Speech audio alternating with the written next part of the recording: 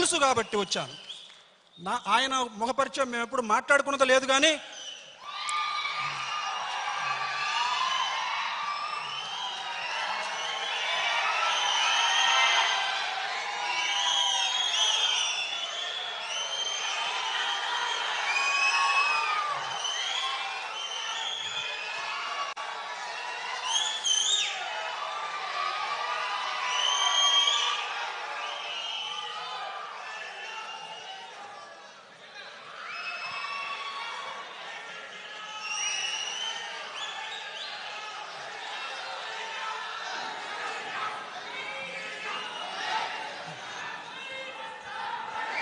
Hello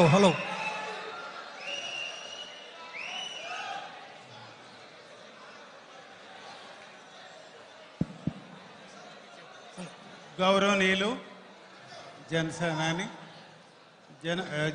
Janasena అధ్యక్షులు పవన్ కళ్యాణ్ గారిని ఈ కార్యక్రమానికి ఆహ్వానిస్తూ ఆనందరావు గారిని కంటిన్యూ చేయాల్సిందిగా కోరుతున్నాను. ఒక్క మాట రిపీట్ చేయమని కోరుతున్నారు. ఇప్పుడే చెప్పిన మాట కేజీ సత్యమూర్తి గారు చేసిన ఒక ప్రకటన ఈ కాలానికి ప్రజల కోసం, ప్రజలకి కొత్త నెత్తురు, కొత్త ఆలోచన, కొత్త విప్లవాలు రగిలించడానికి ఒక కవి అవసరమయ్యాడు. కాలం గర్భం దాల్చి శ్రీశ్రీని కన్నది అని చెప్పాడు. శ్రీశ్రీ ఆ బాధ్యతను పరిపూర్ణంగా నెరవేర్చిపోయాడు. అలాగే ఇప్పుడు రాజకీయ వ్యవస్థ పూర్తిగా పతనమైంది, నాశనమైంది, కుళ్ళిపోయింది. బాగు చేయడం సాధ్యం కాని పరిస్థితి. ఆ సంధికాలంలో ఇప్పుడు మళ్ళీ ప్రజల్ని ప్రేమించడానికి, ప్రజల్లో కొత్త ఆలోచన నింపడానికి, ఆత్మధైర్యాన్ని నింపడానికి ఒక ప్రజానాయకుడు అవసరమయ్యాడు సమాజానికి. ప్రజాస్వామ్యం గర్భం దాల్చి ఒక బిడ్డను కన్నది ఆ బిడ్డ పవన్ కళ్యాణ్. అయితే మిత్రులారా, ఆ బిడ్డను పెంచాలి జాగ్రత్తగా. ఒక తల్లి కావాలి ఆ బిడ్డకు. ఆ తల్లి జన సైనికులు కావాలి. అది గుర్తుంచుకొని ఆ క్రమశిక్షణను పాటించి ఆ జాగ్రత్తని గమనించాలని నేను మనవి చేస్తూ, నేను 2 అంశాలే తీసుకుంటాను. ఎందుకని ఇందాక ఆగి చోట ఎందుకని ప్రశ్నించలేకపోతున్నారు? ఇంత దారుణం జరుగుతుంటే, ఈ దళితుల పట్ల, ఎస్టీల పట్ల ఇంత అన్యాయం జరుగుతుంటే ఎందుకు ప్రశ్నించడం లేదు అంటే, ఈ జాతుల్లో ప్రశ్నించే భాష ఉన్నవాళ్ళు, ప్రశ్నించే ఆలోచన ఉన్నవాళ్ళు, ప్రశ్నించే శక్తి ఉన్న వాళ్ళందరినీ పాలక ప్రభుత్వాలు కొనేశాయి. ఇది ఒక కారణం. అయితే రెండవ కారణం ఇంకా ప్రమాదకరమైంది మిత్రులారా. అదేమిటంటే, ఒక ప్లాన్ ప్రకారం అందరూ నో ఎగ్జంప్షన్, అధికారుల దగ్గర నుంచి, అగ్రవర్ణ నాయకుల దగ్గర నుంచి, మంత్రుల దగ్గర నుంచి అందరూ ఈ జాతుల పట్ల ఒక ద్వేషాన్ని పెంచి పోషించారు. వీళ్ళ పట్ల రక్తంలోకి ఎక్కించారు చాలా కాలంగా, కొన్ని ఏళ్లుగా. అదేమిటంటే, వీళ్ళకి అంతా దోచిపెడుతున్నారు, మన ప్రభుత్వ సొమ్మంతా పథకాలతో, సంక్షేమ పథకాలతో వీళ్ళకే మొత్తం పెడుతున్నారనేటువంటి ఒక ద్వేషాన్ని ఈ జాతుల పైన కలిగించారు. ఇది అందరిలోనూ ఉంది, ఒప్పుకోవాలి ముందు.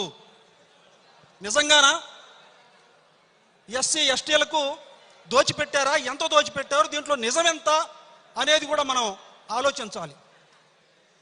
కార్పొరేట్ వ్యాపార సంస్థలకి, ఇండస్ట్రియలిస్టులకి లక్షలాది రూపాయలు, లక్షల కోట్లు ట్యాక్స్ ఎగ్జంప్షన్ పేరుతో ప్రభుత్వం ఎగ్జంప్షన్ ఇస్తున్నది. లక్షల కోట్లు ఇస్తున్నది. రైతులకు ఉచిత విద్యుత్ పేరుతో కొన్ని వేల కోట్లు కేటాయిస్తున్నది. ఈ జాతులకు ఏమిస్తున్నది? వీళ్ళకి అందుతున్నది ఎంత? వీళ్ళకి ఏమైనా భూమి వచ్చిందా? ఉత్పాదక ఆస్తులు వచ్చాయా? ఫ్యాక్టరీలు వచ్చాయా? వ్యాపారాలు వచ్చాయా? ఏమొచ్చాయి?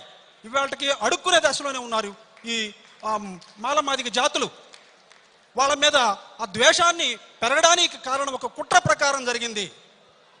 వాస్తవంగా వాళ్ళకి ఇస్తున్న సంక్షేమం ఎక్కడి నుంచి వస్తున్నది? అంటే వాళ్ళు కట్టే ట్యాక్స్లో నుంచి వస్తున్నది. ఎవరి సొమ్ము ఇవ్వటల్లా.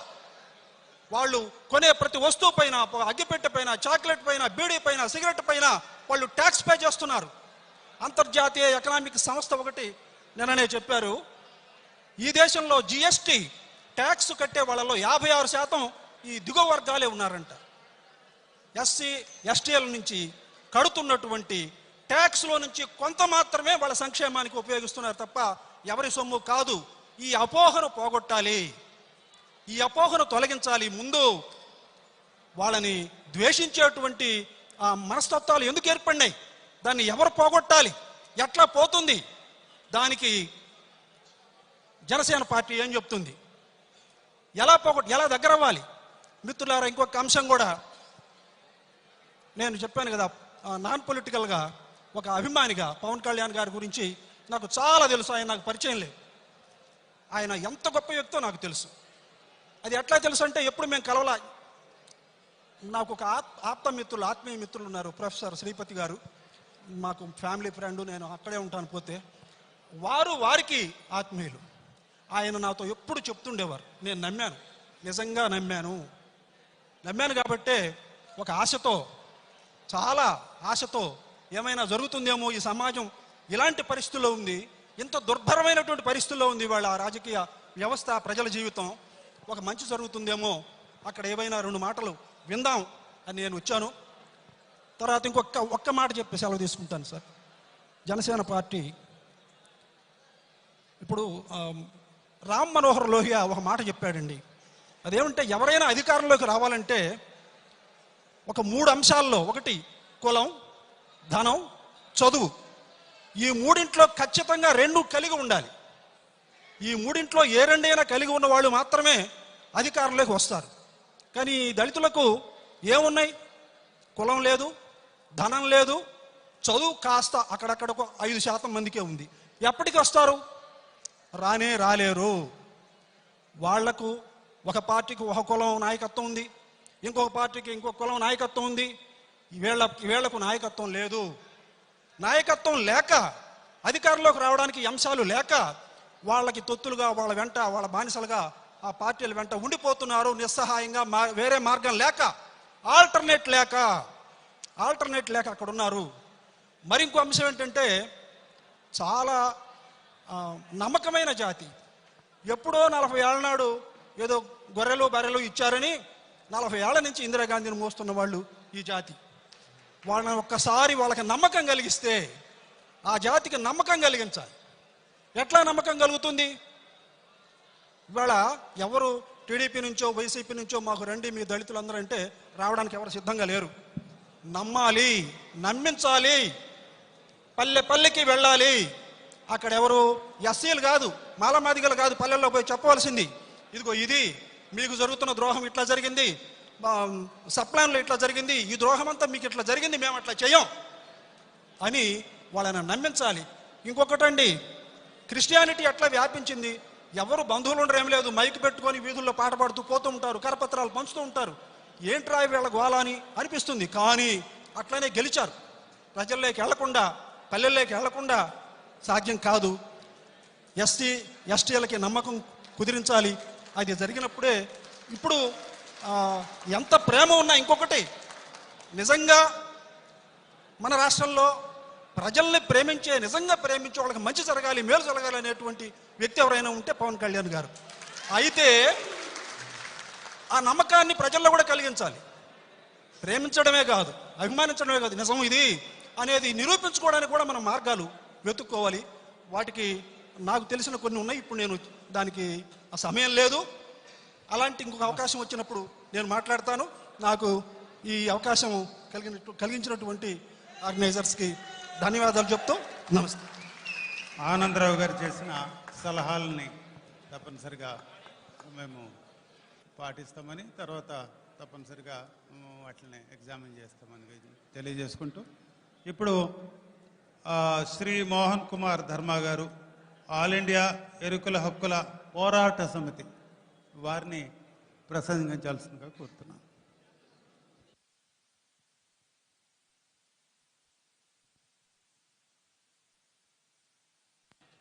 ఈనాటి దళిత గిరిజనుల సప్లాన్ నిధులు నేరగాడు సర్కారు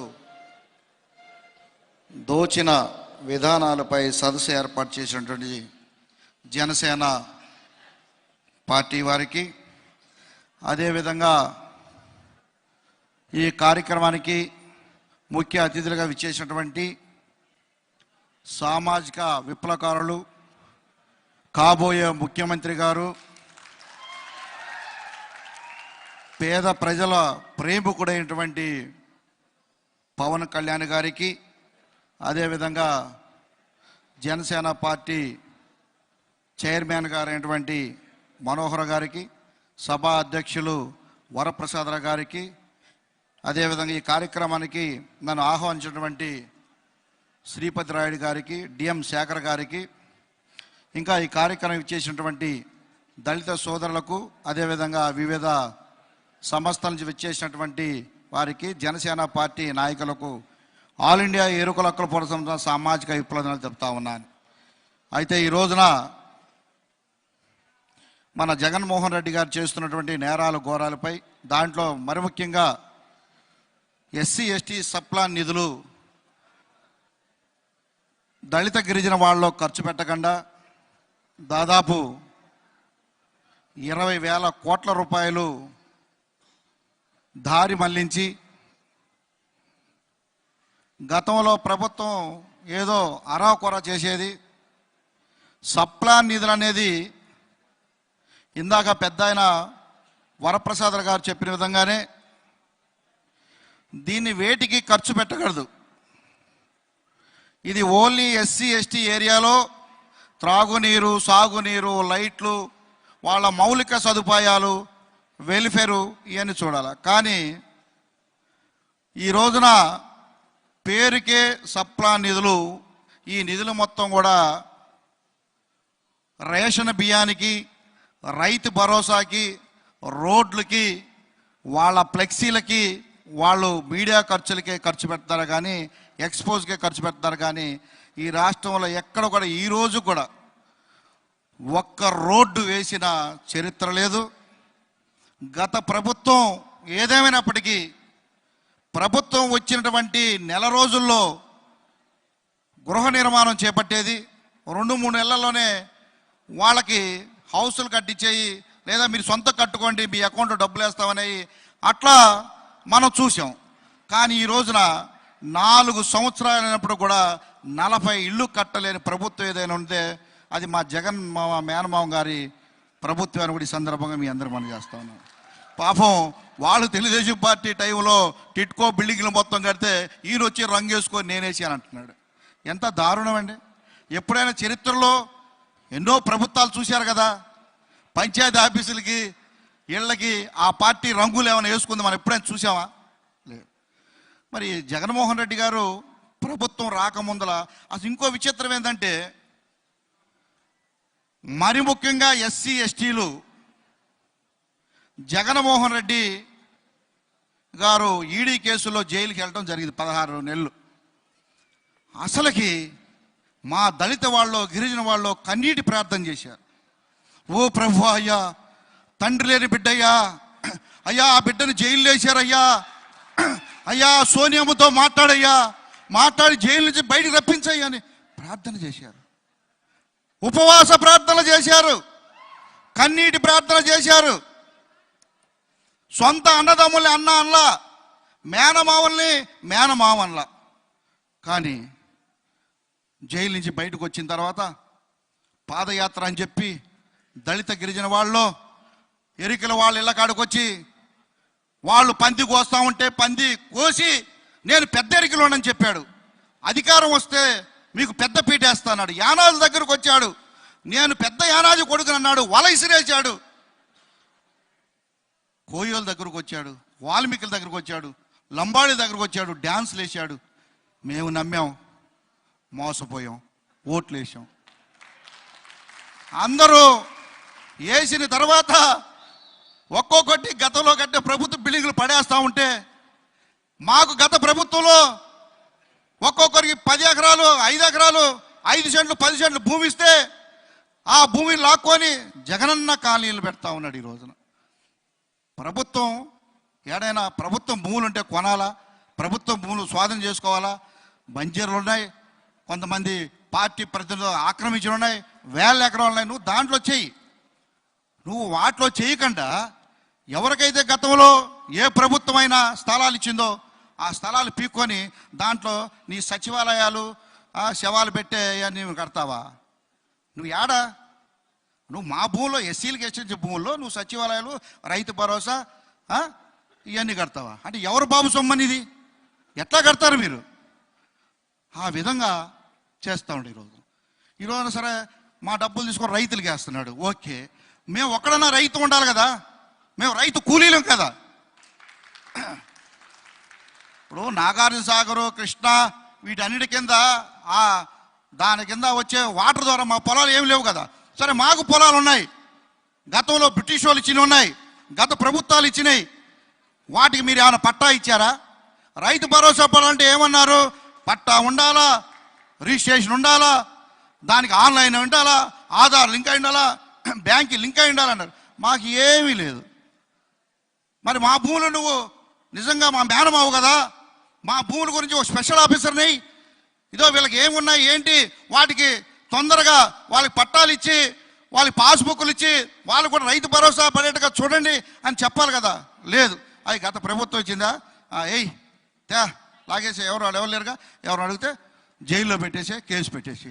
అది ఎంతమందిని జైల్లో పట్టిస్తారు? నేను నిన్న ఒక అతన్ని మొన్న వాట్సాప్లో చూసా. బాబు ఒక ఆటో ఆయన వెళ్ళి లటక్కని వెళ్ళి మైక్ పెట్టాడు. బాబు ఎట్లా ఉంది జగన్మోహన్ రెడ్డి ప్రభుత్వం అంటే, చెప్తే నన్ను జైల్లో చేస్తారంటే వద్దన్నారు. ఇప్పుడు నా దగ్గర ఇప్పుడు మా ఒక ఆయన వచ్చినాడు, రైల్వే రిటైర్డ్ ఓఎస్, 73 సంవత్సరాలు. ఏది మామ మా మేనమావ జగన్మోహన్ పరిపాలన ఎలాగుందంటే, అమ్మో దుర్మార్గం, ఇటువంటి పరిపాలన వద్దు, దొంగ కదా, మాయగాడు కదా, నేరగాడు కదా. మా మైక్ పట్టుకొని చెప్పంటే, అమ్మో వద్దమ్మో జగన్ మోదీకి చెప్పి నా పెన్షన్ తీసేస్తాడు అంటున్నాడు. మరి ఇటువంటి పరిస్థితుల్లో ఇంత దుర్మార్గంగా ఉంటే, ఇప్పుడు మాది ఎస్సీ ఎస్టీకి వచ్చేసి మరి ఇందాక సోదరుడు చెప్పినట్టుగా మాకు బెస్ట్ అవైలబుల్ స్కూల్ ఉండేది. మా పిల్లల్ని అగ్రవర్ణ పిల్లలతో చదివించడం కోసం పెద్ద మంచి స్కూల్లో, పబ్లిక్ స్కూల్లో మా పిల్లల్ని చదివిస్తారు. దానికి సప్లాన్ నిధుల్లో ఇస్తారు, లేదా ట్రైకార్ దాంట్లో డబ్బులు ఇస్తారు. కానీ ఈరోజు లేదు. అదేవిధంగా గిరిజనులు కూడా అగ్రవర్ణాలతో పోటీ పడాలని ల్యాండ్ పర్చేస్ స్కీమ్ ఉంది, భూమి కొనుగోలు పథకం. అంటే ఎవరైనా ఓసీలు అమ్ముతూ ఉంటే ప్రభుత్వం మాకు కొనిస్తుంది, మేము కూడా ఆర్థికంగా రాజకీయంగా అభివృద్ధి చెందుతాం. అది తీసేశారు. విదేశాలకు వెళ్ళి చదువుకోవటానికి గిరిజనులకి అవకాశం ఉంది. అంతకుముందు అంబేద్కర్ గారు పేరు పెట్టారు, దాన్ని తీసేశారు. ల్యాండ్ లెవలింగ్ ఉంది. నాకు లోతట్టు ప్రాంతంలో ప్లాట్ ఇచ్చారు, దాన్ని నేను లెవెల్ చేసుకోవాలంటే ప్రభుత్వం ల్యాండ్ లెవలింగ్ ఇచ్చేది, ఎన్ఎస్ఎఫ్డిసి ఇచ్చేది, కారులు ఇచ్చేది, మారుతీలు ఇచ్చేది, తుఫాన్లు ఇచ్చేది, ట్రాక్టర్లు ఇచ్చేది. కానీ ఈరోజు లేవు. ఏంది నీ ప్రభుత్వం వచ్చిన తర్వాత పగలు తీసింది ఏంది? ఏ ప్రభుత్వం? ఈ ప్రభుత్వంలో మరి 42 శాఖలు ఉన్నాయి కదా దగ్గర. మరి సప్లా నిధులు అన్ని శాఖలకు వెళ్ళినాయి కదా. మరి ఒక్కడైనా ₹1 ఖర్చు పెట్టాడా? ఒక్కడైనా ఒక ₹10 ఖర్చు పెట్టాడా? ప్రశ్నించారా? అంటే ఇప్పుడు జగన్మోహన్ రెడ్డి మీద ఏం కేసులు పెట్టాలా? మనం ప్రభుత్వం చేసినటువంటి నేరాలు ఘోరాలు మనం బయట మాట్లాడుతుంటే, ప్రశ్నిస్తుంటే, అంటే ఇది ప్రజాస్వామ్య? మరి నువ్వు భారత రాజ్యాంగం లోబడే కదా ఎన్నికల్లోకి వచ్చింది, పోటీ చేసావు కదా. నేను అందరికీ అన్ని విధాలుగా ఆదుకుంటానన్నావు కదా. మరి వచ్చిన తర్వాత నువ్వు చేసే పని ఏంది? ఎవరినంటే కొట్టడం, చంపటం, ఎదిరిస్తే బెదిరియటం, ఇదేనా నీ పద్ధతి? ఇంత నేరాలు ఘోరాలు చేస్తున్న ప్రభుత్వం, ఈ ప్రభుత్వం కొనసాగాల. అందుకనే మనందరం కూడా జగన్ పోవాలా, పవన్ రావాలని కోరుకుంటాము. ఈరోజు ఎందువల్లంటే నాకు పవన్ గారిని గత ఎన్నికల్లో అన్న శేఖర్ అన్న గారికి బీఫార్మ్ ఇచ్చేటప్పుడు మేము వెళ్ళామడికి, విజయవాడలో బీఫార్మ్ ఇచ్చేటప్పుడు అన్న చెప్పిన పనులు ఎరుకులతో పాటు యానాదుల్ని, నక్కలోల్ని, గిరిజనులందరూ అభివృద్ధి పరచాలన్నారు. అంటే అప్పుడే అంత అవగాహన. అంటే పవన్ కళ్యాణ్ గారు వారు అనేక విప్లవ పుస్తకాలు చదివారు, సామాజిక పుస్తకాలు చదివారు, అంబేద్కర్ గురించి చదివారు, జ్యోతిరావు పూలే గురించి చదివారు. భారతదేశంలో, ఈ దేశంలో దిశ మార్చాలని, ఈ రాష్ట్రంలో నేరాలు ఘోరాలు పోవాలని, ఈ రాష్ట్రంలో దొంగల ప్రభుత్వం పోవాలని ఈ రోజున మరి మనం కూడా మరి ఒక నేరస్తుడు దేశాన్ని పాలిస్తూ ఉన్నాడు. ఈ రోజున మనం వాళ్ళు ఎవరైతే ప్రశ్నిస్తున్నారో ఓసీల మీద, బీసీల మీద అట్రాసిటీ కేసులు పెట్టిస్తున్నారు ఈ రోజున జగన్మోహన్ రెడ్డి. మనం ఏదన్నా వైసీపీ పార్టీ వాళ్ళ మీద పెడితే మన మీద అవతల పక్కన కేసులు పెట్టట్లా, మన మీదే కేసులు పెట్టి లోపలేస్తున్నారు ఇప్పుడు ఈ రోజున ప్రభుత్వం. మరి అంత దుర్మార్గం జరుగుతూ ఉన్నది. మరి ఈ రోజున పవన్ గారి దెబ్బకి భయపడి కొత్త జీవోలు తీసుకొస్తున్నాడు. పవన్ కళ్యాణ్ గారు బయటకు వస్తే జనం వస్తున్నారు, మరి వారు నెక్స్ట్ ముఖ్యమంత్రిని చేయాలని చెప్పి ప్రజలు అనుకుంటా ఉన్నారు. కానీ వాళ్ళని చెల్లగొట్టాలా, వాళ్ళ సభలో జనం రాకూడదు, వాళ్ళ సభ రానికూడదు, వాళ్ళ వెహికల్ రానికూడదు, కార్యకర్తలు అరెస్ట్ చేయాలని చెప్పి ఈ రోజున జగన్మోహన్ రెడ్డి ఈ రోజున కొత్త జీవోలు తయారు చేస్తూ ఉండే ఈ రోజున. అంటే ఇది మనం ఈ దేశంలో ఉన్నామా, ఈ ప్రభుత్వంలో ఉన్నామా? బ్రిటిష్ వాళ్ళు జీవోలు ఇక్కడ కొనసాగిస్తూ ఉంటే మరి ఎంత దుర్మార్గం. సొంత చెల్లిని అమ్మని తరివేసినోడు, సొంత బాబాయిని అధికారం కోసం చంపేసినోడు. మనల్ని చంపడానికి గ్యారెంటీ ఏంది? మనల్ని చంపడానికి గ్యారెంటీ ఏంది? ఈ రోజున అన్ని విధాలుగా రాష్ట్ర ప్రభుత్వం పూర్తిగా విఫలమైంది. పోలీసు వాళ్ళు జగన్మోహన్ రెడ్డి ఏ చెప్తే చేస్తున్నారు. ఇదివరకు కొంతమంది సెలవులు పెట్టి వెళ్ళిపోయేవాళ్ళు, ఇదివరకు ముఖ్యమంత్రులు మంత్రులు చెప్తే సెలవులు పెట్టి వెళ్ళిపోయేవాళ్ళు. ఇప్పుడు మంత్రివర్గం మొత్తం కూడా పంచాయతీ వార్డు నెంబర్ల కన్నా ఘోరంగా అయిపోయారు. ఈరోజు వాళ్ళ మాటలు ఎవరు తీసుకోవట్ల. అంతా ఆల్ శాఖ మంత్రి సజ్జల మొత్తం ఆయన. కాబట్టి ఈరోజు నాకు ఒక చిన్న విషయం కూడా చెప్పి ముగిస్తాను. ఆంధ్రప్రదేశ్లో గిరిజనులకు చాలా అన్యాయం జరుగుతుంది సార్. అందులో మరి ముఖ్యంగా మైదాన ప్రాంతం గిరిజనుల్లో చాలా తీవ్రంగా అన్యాయం జరుగుతున్నది. 2011 లెక్క ప్రకారం 12,88,000 చిల్లర మంది మైదాన ప్రాంతంలో ఉన్నాం. ఏజెన్సీలో వచ్చేసి 15 లక్షల మంది ఉన్నాం. ఈ రోజున ఉన్న రిజర్వేషన్ మొత్తం కూడా ఏజెన్సీలో ఉంది. ఏజెన్సీలో ఉన్నప్పుడు కూడా అక్కడ మరి వైసీపీ పార్టీ మరి జగన్మోహన్ రెడ్డి ఇంట్లోనో మరి ఆ పార్టీ అధినేతల ఇంట్లో పని మనుషులకు ఇస్తున్నారు. కానీ ఇట్లా మీరు అయితే నేను చూశాను, పవన్ కళ్యాణ్ గారు బాగా చదువుకున్న వాళ్ళకి, సామాజిక స్పృహ ఉన్న వాళ్ళకి, మరి చైతన్యం కలిగిన వాళ్ళకి ఇచ్చారు. అందులో నేను చూసింది శేఖరాన్ని అమలాపురం పార్లమెంటు మెంబర్ పోటీ చేయడం. మరి ఈ రోజున ఆ ఏజెన్సీలో కూడా మరి 7 ఎమ్మెల్యేలు ఉన్న ఒక్క ఎమ్మెల్యే కూడా నోరు ఎత్తితే ఏదో కేసులు జగన్మోహన్ రెడ్డి లోపలేస్తాడు. కాబట్టి మరి వారు కూడా న్యాయం జరుగుతున్నప్పుడు కూడా మరి చాలా అన్యాయం జరుగుతున్నది. ఏదో లెక్కల ప్రకారం 7 ఎమ్మెల్యేలు ఉన్నా కానీ వాళ్ళు పాపం నోరెత్తి మాట్లాడేవాళ్ళు కాదు.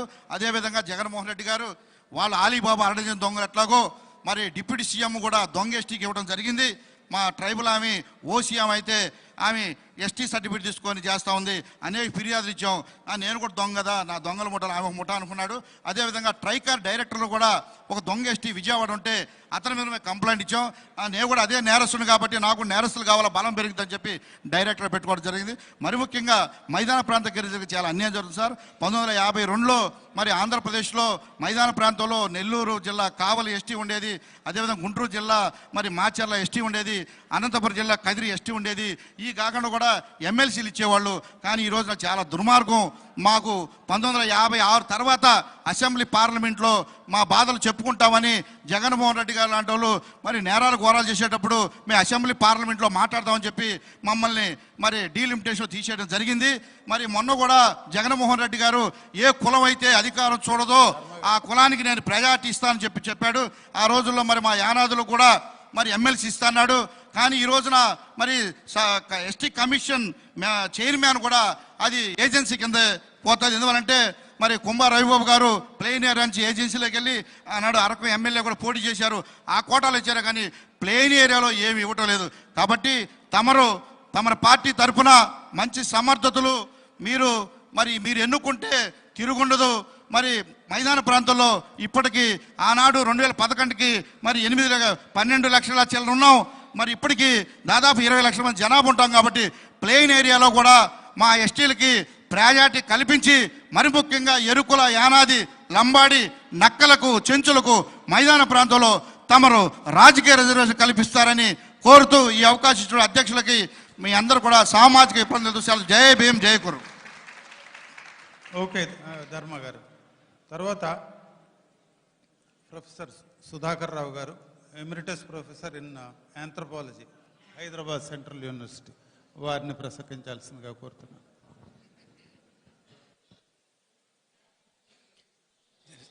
జనసేన పార్టీ అధ్యక్షులు వారు పవన్ కళ్యాణ్ గారు, సభాధ్యక్షులు దేవప్రసాద్ ఐఏఎస్ ఆఫీసర్ గారు, మరి మోహన్ రావు గారు, చైర్మన్ పిఎస్సి, మనోహర్ గారు sir chairman PSC, Vijay Kumar గారు, అట్లాగే గంగులయ్య గారు, మరి నేను ఇక్కడ నడిపించినటువంటి ప్రొఫెసర్ శ్రీపతి, వీరందరికీ కూడా నా హృదయపూర్వకమైనటువంటి నమస్కారాలు నేను సమర్పిస్తున్నాను. మరి ఈ సమయంలో ఇది కూడా ఇంతకుముందు మాట్లాడినటువంటి వ్యక్తులు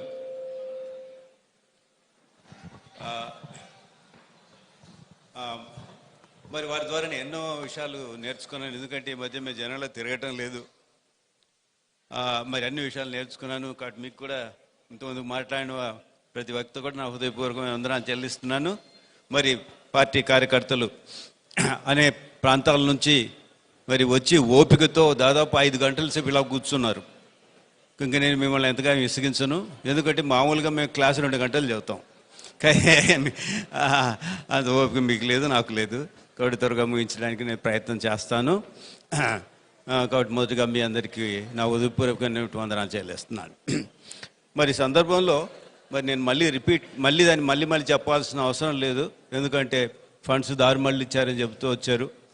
తర్వాత మరి ఉదయం ఫండ్స్ కూడా పూర్తిగా వాడటం లేదు, మిగిలిపోతున్నాయి. దాదాపు ఈ సంవత్సరంలో 60% వాడారు ఇంతవరకు. ఇక 2 నెలల్లో మిగతా 40% వాడతారని ఎటువంటి నమ్మకం మనకు లేదు. కనుక మరి ఆ విధంగా ఫండ్స్ పూర్తిగా వాడకుండా ఉండటం, తర్వాత ఈ నవరత్నాల పేరుతో ఇటు రకరకాలైనటువంటి మరి స్కీములు అవన్నీ తీసుకురావటం అని చెప్పుకుంటూ వచ్చారు. అయితే ఈ సమయంలో నేను ఒక్కటి మీకు జ్ఞాపకం చేస్తున్నాను. అది చూడండి, ఈ స్కీములు అలాగా ఉండాలి అనే దానికి rules for the SCP and TSP అనే దాంట్లో ఒక మాట రాసింది. The sub plans of department shall include only such schemes that have the potential to bring the gaps in development and sense direct and qualification and quantifiable benefits to the SC/ST individuals, souls, limitations. ఈ schemes అవి ఈ individual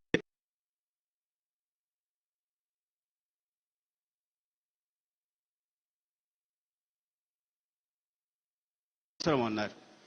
true, correct, తప్పకుండా. నేనేం రాసుకున్నానంటే, sir చెప్పకముందే రాసుకున్నాను, maybe a committee be constituted to study the relevance of the schemes.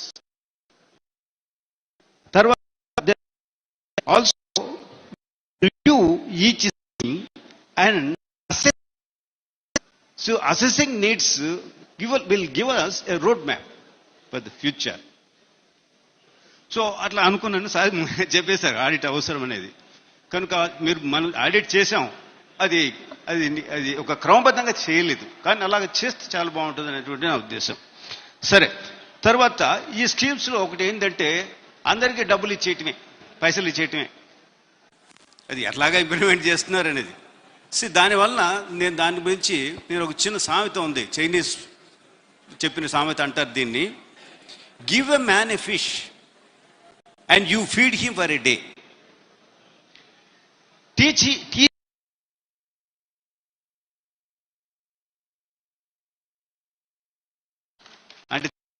అంటే ఒక మనిషికి చేపనిస్తే ఆ రోజు బాగా తింటాడు, పట్టడం నేర్పిస్తే వాడు అవి చేస్తున్నాయా?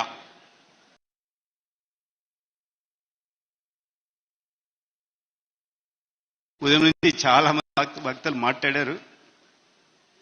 చాలా మంది వ్యక్తులు, నేను క్షమించండి, నేనేమి ఎవరిని క్రిటిసైజ్ చేయట్లేదు. సప్లై మాట్లాడుకుంటూ వచ్చాం, కానీ దానికంటే ఇంపార్టెంట్ ప్రశ్న ఏంటంటే why subplan? Why subplan? Subplan ఎందుకు? నాకు ఇద్దరు వక్తలు మటుకు దీని గురించి టచ్ చేశారని నేను అనుకుంటున్నాను. ఒకటి దేవవర ప్రసాద్ గారు చెప్పారు, సోషల్ ప్రాబ్లమ్స్. మనోహర్ సార్ కూడా చెప్పారు ఆ విషయం. కాబట్టి సబ్ప్లాన్లో 2 అంశాలు ఉన్నాయి. మనం ఒక్క యాంగిలే చూస్తూ వచ్చాం ఇంతవరకు, economic angle and social angle. ఆ 2 కలిసి ఉన్నాయి సబ్ప్లాన్లో. మనం ఎకనామిక్ డెవలప్మెంట్, మన అంబేద్కర్ గారు కాన్స్టిట్యూషన్లో రాసినప్పుడు economic is the means for achieving the social equality. చూసారా? కాబట్టి what is the objective and motive of sub plan అంటే ఫైనల్లీ ది సోషల్ ఈక్వాలిటీ. అది మర్చిపోకండి. ఎందుకంటే మన భారతదేశం a rigid stratified society, a rigid stratified society, inflexible. కానీ మిగతా చోటంతా కూడా it's a flexible stratified society. కనుక ఈ సోషల్ ఈక్వాలిటీ, ఎకనామిక్ ఈక్వాలిటీ 2 మనం తీసుకొచ్చినప్పుడే రియల్ అంబేద్కర్ యొక్క ఆశయము, మరి సార్ మన పవన్ సార్ యొక్క ఉద్దేశం నెరవేరుతాయని నేను అనుకుంటున్నాను. ఎలాగంటే మీకు చిన్న ఉదాహరణ చెప్పాలంటే, నేను సార్ పేరు చెప్పను, ఇక్కడే ఉన్నారు మన వద్దలో. నేను మాట్లాడుతూ తాను ఒక కాన్స్టిట్యున్సీలో తను కంటెస్ట్ చేశారు. తర్వాత మనకు తెలుసు రిజల్ట్స్ ఏమైందో. ఆ కౌంటింగ్ సమయంలో ప్రాముఖ్యమైనటువంటి 2 పార్టీ అధినేతలు కూర్చున్నారు. వీరు మధ్యలో కూర్చున్నారట. కూర్చున్న తర్వాత అప్పుడు మరి పార్టీ అధినేతలు కదా వాళ్ళకు కాఫీ ఇచ్చారంట. ఆ మధ్యలో ఉన్నటువంటి మన దళిత ఎమ్మెల్యే కంటెస్ట్ వారికి కూడా ఇచ్చారంట. ముగ్గురికి ఇచ్చారంట. బా, నాకు ఎంత సంతోషమైంది అన్నారు. అది సోషల్ ఈక్వాలిటీ. అర్థమైందా అండి? అర్థమైంది అనుకుంటున్నాను. ఎకనామిక్ ఈక్వాలిటీ అంటే మీకు చెబుతున్నా చూడండి. నా చిన్నతనంలో మాకు సైకిళ్ళు ఉంటే గొప్ప. ఆ రోజులో పెళ్ళిళ్ళకి గిఫ్ట్ సైకిల్ ఇచ్చేవాడు. సైకిల్ ఇస్తే గొప్ప గిఫ్ట్ అనమాట. లేకపోతే wrist watch, favourable wrist watch గొప్ప ఏదనుకోండి నా చిన్నతనంలో. సార్ ఆ టైంలో ఎవరైనా సైకిల్లో వెళ్తుంటే మిగతా వాళ్ళు పూర్ పీపుల్ అంతా, ముఖ్యంగా మన దళిత వర్గాల వాళ్ళు కాళ్ళతో నడిచి వెళ్ళేటువంటి వాళ్ళు. కొన్ని రోజులకి అయిపోయింది, ఈ సైకిల్ పోయి మోటార్ బైక్ వచ్చింది. ఈ మోటార్ బైక్ వచ్చిన తర్వాత కొంత కాలానికి వీళ్ళు ఏం చేశారు, మిగతా పేద వర్గాలు వాళ్ళు సైకిల్ కొనుక్కున్నారు. అప్పుడు మోటార్ బైక్ కొనుక్కునేటువంటి వారు ధనికులు, కొంతకాలానికి వారు అంబాసిడర్ కారు కొనుక్కున్నారు. అప్పుడు వీళ్ళేం కొనుక్కున్నారంటే మోటార్ బైక్ కొనుక్కున్నారు. అర్థమవుతుంది అనుకుంటున్నాను, నేను చెప్పింది మీకు అర్థమవుతుంది అనుకుంటున్నాను. ఇప్పుడు ఏమైపోయింది, వాళ్ళు ఇన్నోవా కారు కొనుక్కున్నారు. ఇప్పుడు మేము చిన్న కార్లు కొనుక్కుంటున్నాం. అంతే. Differential economic development. సరే, ఇప్పుడు సోషల్ డెవలప్మెంట్ మనకి ఈ 2 కలుపుకొని చెప్పాలంటే, సపోజ్ ఒక రోడ్డు ఉందండి, రోడ్డు మధ్యలో డివైడర్ ఉంది, 2 కార్లు వెళ్తున్నాయి. ఒక కారు ముందు వెళ్ళింది స్పీడ్, 2 ఒకే డైరెక్షన్లో వెళ్తున్నాయి. ఇంకొక కారు ఇంకో రోడ్డు మీద వెళ్తుంది. ఆ 2 డిఫరెంట్ స్పీడ్ కనుక డిఫరెంట్ స్పీడ్లో వెళ్తున్నాయి. కొంతకాలానికి కష్టపడి ఈ స్లోగా వెళ్ళే కారు మొదట వెళ్ళే కారుతో కలుసుకో అదే స్పీడ్కి వచ్చింది అనుకోండి, ఈక్వాలిటీ వచ్చిందా? అది సంపూర్ణ ఈక్వాలిటీ కాదు, అది ఎకనామిక్ ఈక్వాలిటీ అయితే అవకాశం ఉంది. అయితే ఎప్పుడైతే డివైడర్ లేకుండా వెళ్ళిపోద్దో, ఈ కారు ఈ రోడ్డు మీద రావటం, ఆ కారు ఆ రోడ్డు మీద రావటము, ఈ కారులో వాళ్ళు ఇక్కడికి రావటం, ఈ కారులో వాళ్ళు అక్కడికి వెళ్తే అది సోషల్ ఈక్వాలిటీ. సో మన సబ్ప్లాన్ యొక్క ముఖ్యమైన ఉద్దేశం ఏంటంటే అలాంటిది రావాలి ఈ దేశంలో, ఈ సమాజంలో. దానికోసం మనం అందరం కూడా కృషి చేయాలి. అది బాధ్యత మనది, మన నాయకులది కూడా, మన ప్రభుత్వానికి కూడా అని నేను మనవి చేస్తున్నాను. నేను అర్థం చేసుకుంది ఇది. మేము సబ్ప్లాన్ గురించి 2 to 4 hours చెప్తాం క్లాసులో, బ్రీఫ్గా. కనుక ఇప్పుడు ఉన్నటువంటి జరిగేటువంటి పద్ధతిలో మనం చూస్తూ ఉంటే ఏం జరిగిందంటే, ఈ సబ్ప్లాన్ అనేది ఏదో అందరికి పెట్టేసింది, అందరికీ చేస్తారు, అదే నవరత్నాలు అందరికీ చేస్తే అందరికీ అయిపోతుంది. అంత సులభం కాదండి, అంత సులభం కాదు. ఎందుకంటే దీని యొక్క చరిత్ర ప్రసారావు సార్ చాలా బ్రీఫ్గా చెప్పారు. నేను కొద్దిగా ఎలాబొరేట్ చెప్తాను. మనకు స్వాతంత్రం వచ్చినప్పుడు 47లో తర్వాత రిపబ్లిక్ 50లో అయిన తర్వాత మనకు ప్లానింగ్ 5 years ప్లానింగ్ మన పెద్దలు బాగా ఆలోచించి పెట్టారు 1950sలో. అప్పుడు మనకు మనకు మనకు ఒక డిపార్ట్మెంట్ మట్టుకే ఉన్నది, ఎస్సీ డెవలప్మెంటు, ఎస్టీ డెవలప్మెంటు, తర్వాత మైనారిటీస్ అండ్ బ్యాక్వర్డ్ క్లాసెస్ అని 3 డివిజన్స్ ఉన్నాయి. దేంట్లో హోమ్ అఫేర్స్లో ఉన్నాయి. అది ఏం చేసింది 1986లో ఈ justice, social justice and empowerment అనేది ఒక మంత్రిత్వం తీసుకొచ్చారు. అందులోకి అప్పుడు ఈ ఎస్సీ డెవలప్మెంట్, ఎస్టీ డెవలప్మెంట్ అందులోకి తీసుకొచ్చారు. అంతవరకు ఏమనుకుంటున్నారు, అన్ని డెవలప్మెంటే కదా, అన్నీ ఒకటే కదా అనుకుంటూ ఉన్నారు. గమనించండి. ఆ తర్వాత ఏమైపోయిందంటే కొంతకాలానికి అర్థమైపోయింది, ఇది అంత సులభం కాదు బాబు, దీంట్లో చాలా బాధలు ఉన్నాయని చెప్పేసి ST welfare, social welfare, ministry of welfare కూడా తయారు చేశారు. అందులోకి ఎస్టీ డెవలప్మెంట్ని తీసుకెళ్లారు. SC development, social justice and empowerment అలాగే ఉంటూ వచ్చింది. ఆ తర్వాత కొంతకాలానికి 1999లో ట్రైబల్ వెల్ఫేర్ డిపార్ట్మెంట్ వచ్చింది. చూసారా, అందరిని ఒక చోట పెట్టిండొచ్చు కదా. నో, ఇది చాలా కాంప్లికేటెడ్ విషయం కనుక ఆ విధంగా చేస్తూ వచ్చారు. తర్వాత కొత్తగా 2001లో డోనార్ అని ఒకటి పెట్టారు, development of north eastern region. అక్కడ 200 ట్రైబ్స్ ఉన్నాయి. అక్కడున్నటువంటి ట్రైబ్స్ మన ట్రైబ్స్కి సమాత్రం, అంటే అందరూ ట్రైబ్సే, కానీ వాళ్ళ లిటరసీ, వాళ్ళ డెవలప్మెంట్ మనం ఏమాత్రం పోలిక లేదు. కాబట్టి వాళ్ళ ప్రాబ్లమ్స్ అంటే సెసేషన్ ప్రాబ్లమ్స్, అంటే మాకు దేశం ఇండియాలో ఉన్నాం, మేము బయటకు వెళ్ళిపోతాం. కాబట్టి వాళ్ళ సమస్యలు వేరు, మన సమస్యలు వేరు. కనుక దాన్ని సపరేట్ డిపార్ట్మెంట్ పెట్టారు. అలాగనే ఎస్టీకి వచ్చే లోపల నీకు వీళ్ళందరినీ మొదట్లో ఏమనుకున్నారంటే అంతా ఒకటే, ఏదో డిపార్ట్మెంట్ చేద్దాం అనుకున్నారు. సో మన ప్లానింగ్ సిస్టానికి వచ్చే లోపల 5 year ప్లాన్లో ఫస్ట్ ప్లాన్లో ఎటువంటి సపరేట్ లేదు, ఎటువంటి లేదు, మల్టీపర్పస్ బ్లాక్స్. సార్ చేయండి, 12 నిమిషాలు. సో ఆ విధంగా చేశారు. ఆ తర్వాత ఏం చేశారంటే ట్రైబల్ బ్లాక్స్ తీసుకొచ్చారు. ఆ ట్రైబల్ బ్లాక్స్ తీసుకొచ్చిన తర్వాత మళ్ళీ దానికి ఏమన్నారంటే ఐటీడీపీ తీసుకొచ్చారు.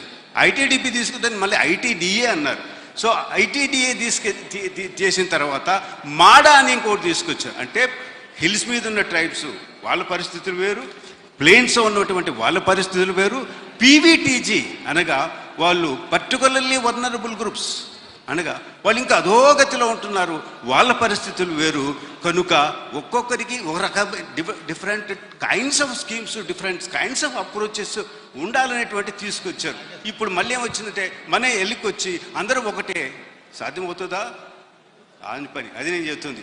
దానికి తోడు ఇప్పుడు ఏం తీసుకొచ్చారంటే 2017 సంవత్సరంలో నీతి ఆయోగం తీసుకొచ్చి ఇప్పుడు ఏం చేశారు, మొత్తం ప్లానింగ్ సిస్టమే దీనికి గందరగోళం చేసేసారు.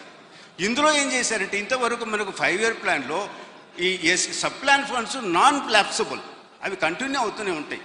కానీ ఈ నీతి ఆయోగ్లో వచ్చిన దానివల్ల ఏంటంటే ఫండ్స్ ఆర్ ల్యాప్సబుల్, అనగా ఏ సంవత్సరంలో నీకు ఫండ్స్ ఇచ్చినప్పుడు ఆ సంవత్సరంలో ఖర్చు చేసేయాలి, నెక్స్ట్ ఇయర్కి రావు. ఇప్పుడు మనకు ఫండ్స్ వచ్చేది మార్చిలో ఏం రావు, ఇవ్వరు. అది వచ్చేప్పటికి ఎప్పుడో మేలో ఎప్పుడో అవుతుంది, ఉండేది 6 నెలలు 5 నెలల్లో. అది ఎప్పుడు ఇంప్లిమెంట్ చేయాలి, ఎప్పుడు ఖర్చు చేయాలి, తప్పకుండా ఫండ్స్ మిగులుతాయి మరి. కాబట్టి ఎక్కడికి వచ్చిందంటే అది ఏదో ఒకటి చేద్దాంలే అనేటువంటి పరిస్థితి. ఆ విధముగా నా ఉద్దేశంలో ఈ గోల్స్ నెరవేరవు. దానికి మనకొక ఆశ, ఒక ఆశా జ్యోతి పవన్ సార్ ఉన్నారు, నెక్స్ట్ వచ్చేది మన పార్టీ. కనుక తప్పకుండా ఈ సప్లైన్ యొక్క ఉద్దేశాలు నెరవేరుతాయని నేను ఎంతో ఆశిస్తూ ఉన్నాను. Okay sir, thank you professor Sudhakar Rao garu. ముఖ్యంగా మీరు సింప్లిఫై చేసి sub plan is the economic means to achieve the social equality అని చెప్పిన మాట నిజంగా హర్షించదగిన విషయం. Now I request Paul Divakar garu to kindly give his speech.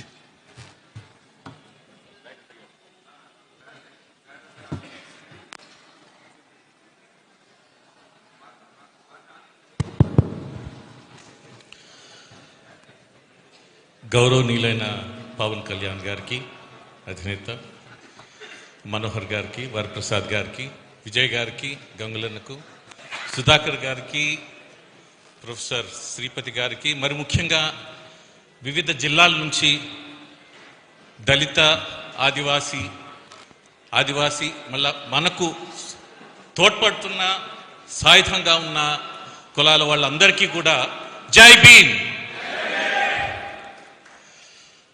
ఇదొక నేను చూస్తున్నది ఒక చరిత్రాత్మక సభ. ఎందుకనంటే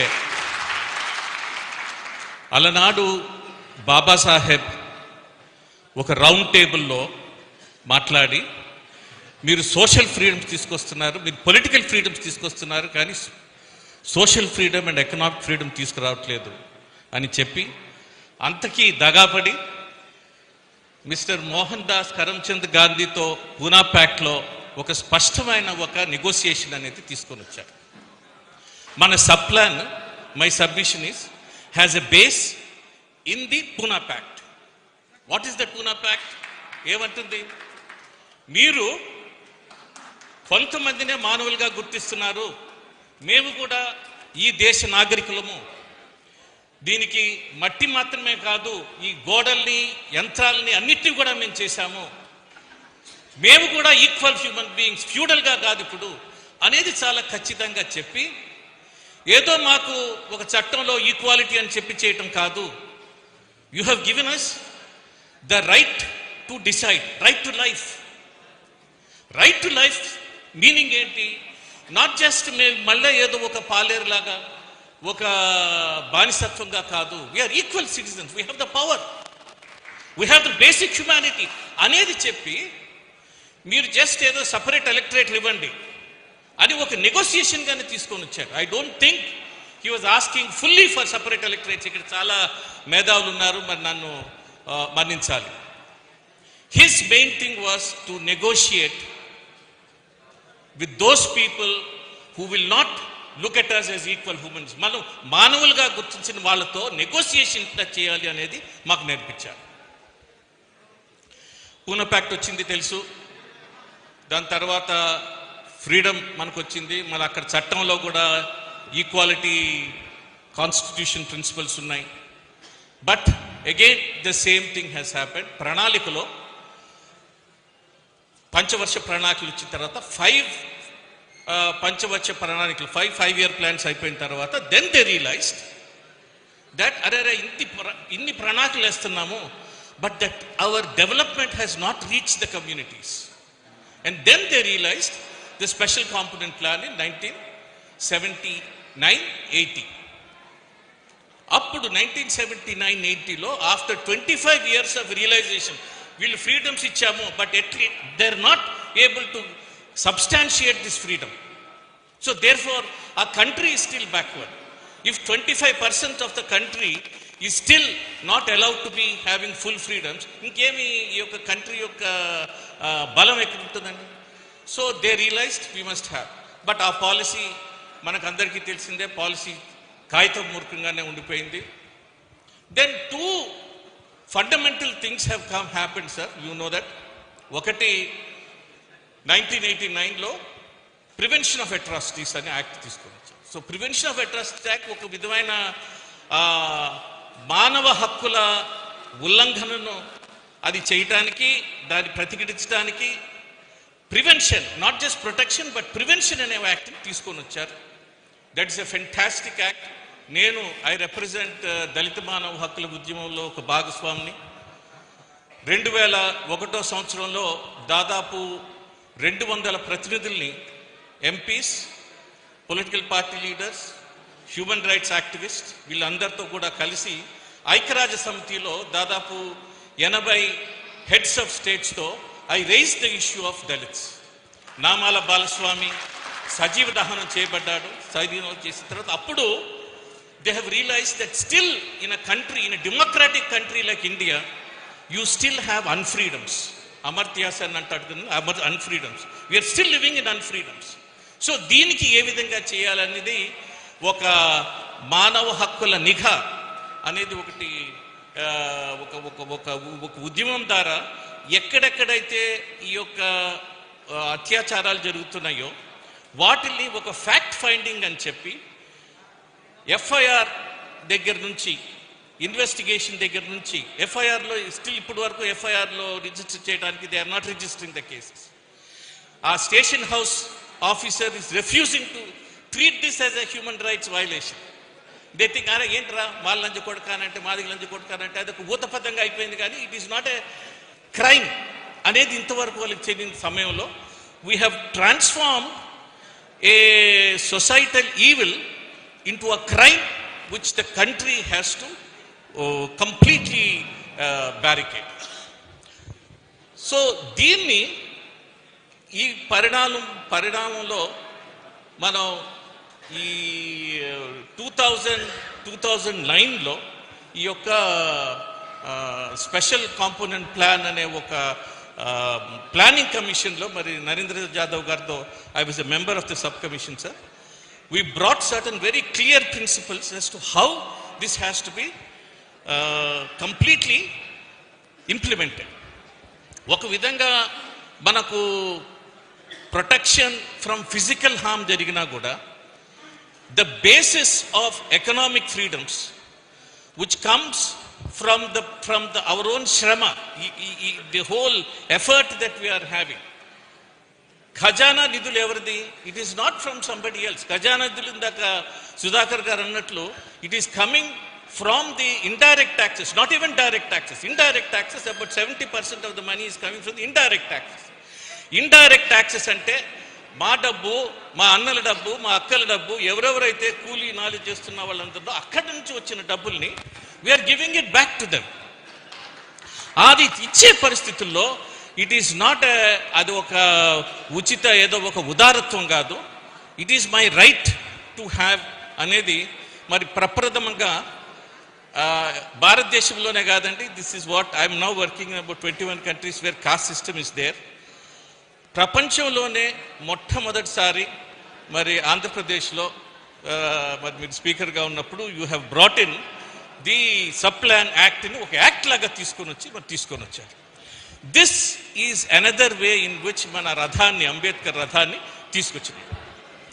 సార్ ఇప్పుడు ఈ ప్రక్రియలో 5 మెయిన్ ఎలిమెంట్స్ ఈ సబ్ ప్లాన్ యాక్ట్ లాగా తీసుకురావాలి. ఏ విధంగా అయితే SC/ST prevention of atrocities act ఒక ఆత్మస్థైర్యాన్ని సోషల్గా ఇచ్చిందో, this act has to give a confidence of economic confidence and a realization of a humanity to communities who have been excluded from the fruits of our labor in this country. So దీన్ని జనాభా ప్రాతిపదిక అన్నారు. First population, second దీన్ని ఒక స్పష్టంగా ఏ విధంగా అయితే ఎక్కడెక్కడైతే దళితులు నలగబడుతున్నారో, ఏ విధంగా ఎకనామిక్ ఆస్పెక్ట్ డిస్క్రిమినేషన్కి గురవుతున్నారో, which has created the gap, ఆ గ్యాప్ని మీరు తీసుకొని వచ్చి వాళ్ళకి థర్డ్ అండ్ నోడల్ ఏజెన్సీ అని పెట్టి సపరేట్ స్కీమ్స్ని మీరు డిజైన్ చేసి and then implement it, have a social accountability, have a transparency, have accountability అనేది చాలా స్పష్టంగా మరి తీసుకొచ్చిన ఒక యాక్ట్ ఇది. నేను I'm also an economic expert sir. So I have ఒక 3 పరికరాలు ఉన్నాయి. ఒకటి డిమాండ్ ఫర్ గ్రాంట్స్. మీకు డీటెయిల్ డిమాండ్ ఫర్ గ్రాంట్స్ అనేది ఒక ప్రతి department detail demand for grants అనేది పెట్టాలి. డీటెయిల్ డిమాండ్ ఫర్ గ్రాంట్స్లో ఒక హెడ్, మైనర్ హెడ్ 796 అనేది ఒక ఇంపార్టెంట్ కోడ్. అది మీకు తెలుసు, మైనర్ హెడ్. ఈ మైనర్ హెడ్, ఈ హెడ్ ఉంటేనే అది దళితులకు కానీ ఆదివాసీలకు కానీ ఆ యొక్క అమౌంట్ చేరినట్లు అనేది ఒకటి.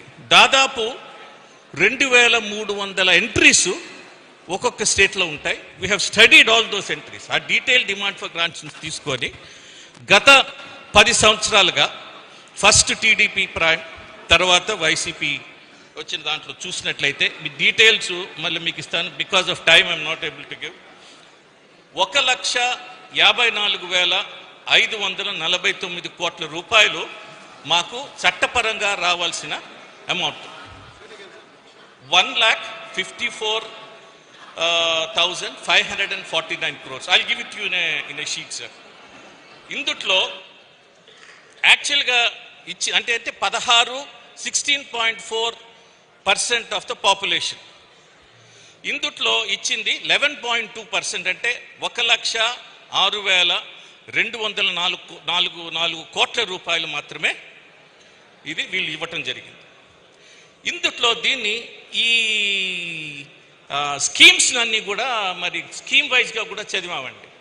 ఎందుకనంటే ఇందాక అన్నట్లు 6 లేన్ రోడ్స్ వేయటము, లేకపోతే పెద్ద పెద్ద భవనాలు నిర్మించటము. ఢిల్లీలో అయితే లడ్డూలు కూడా పంచుతున్నారండి మన డబ్బులతో. మీరు ఢిల్లీలో వెళ్తే ఇప్పుడు ఈ తార్ రోడ్డు వేస్తారు పెద్ద పెద్ద జంక్షన్లో.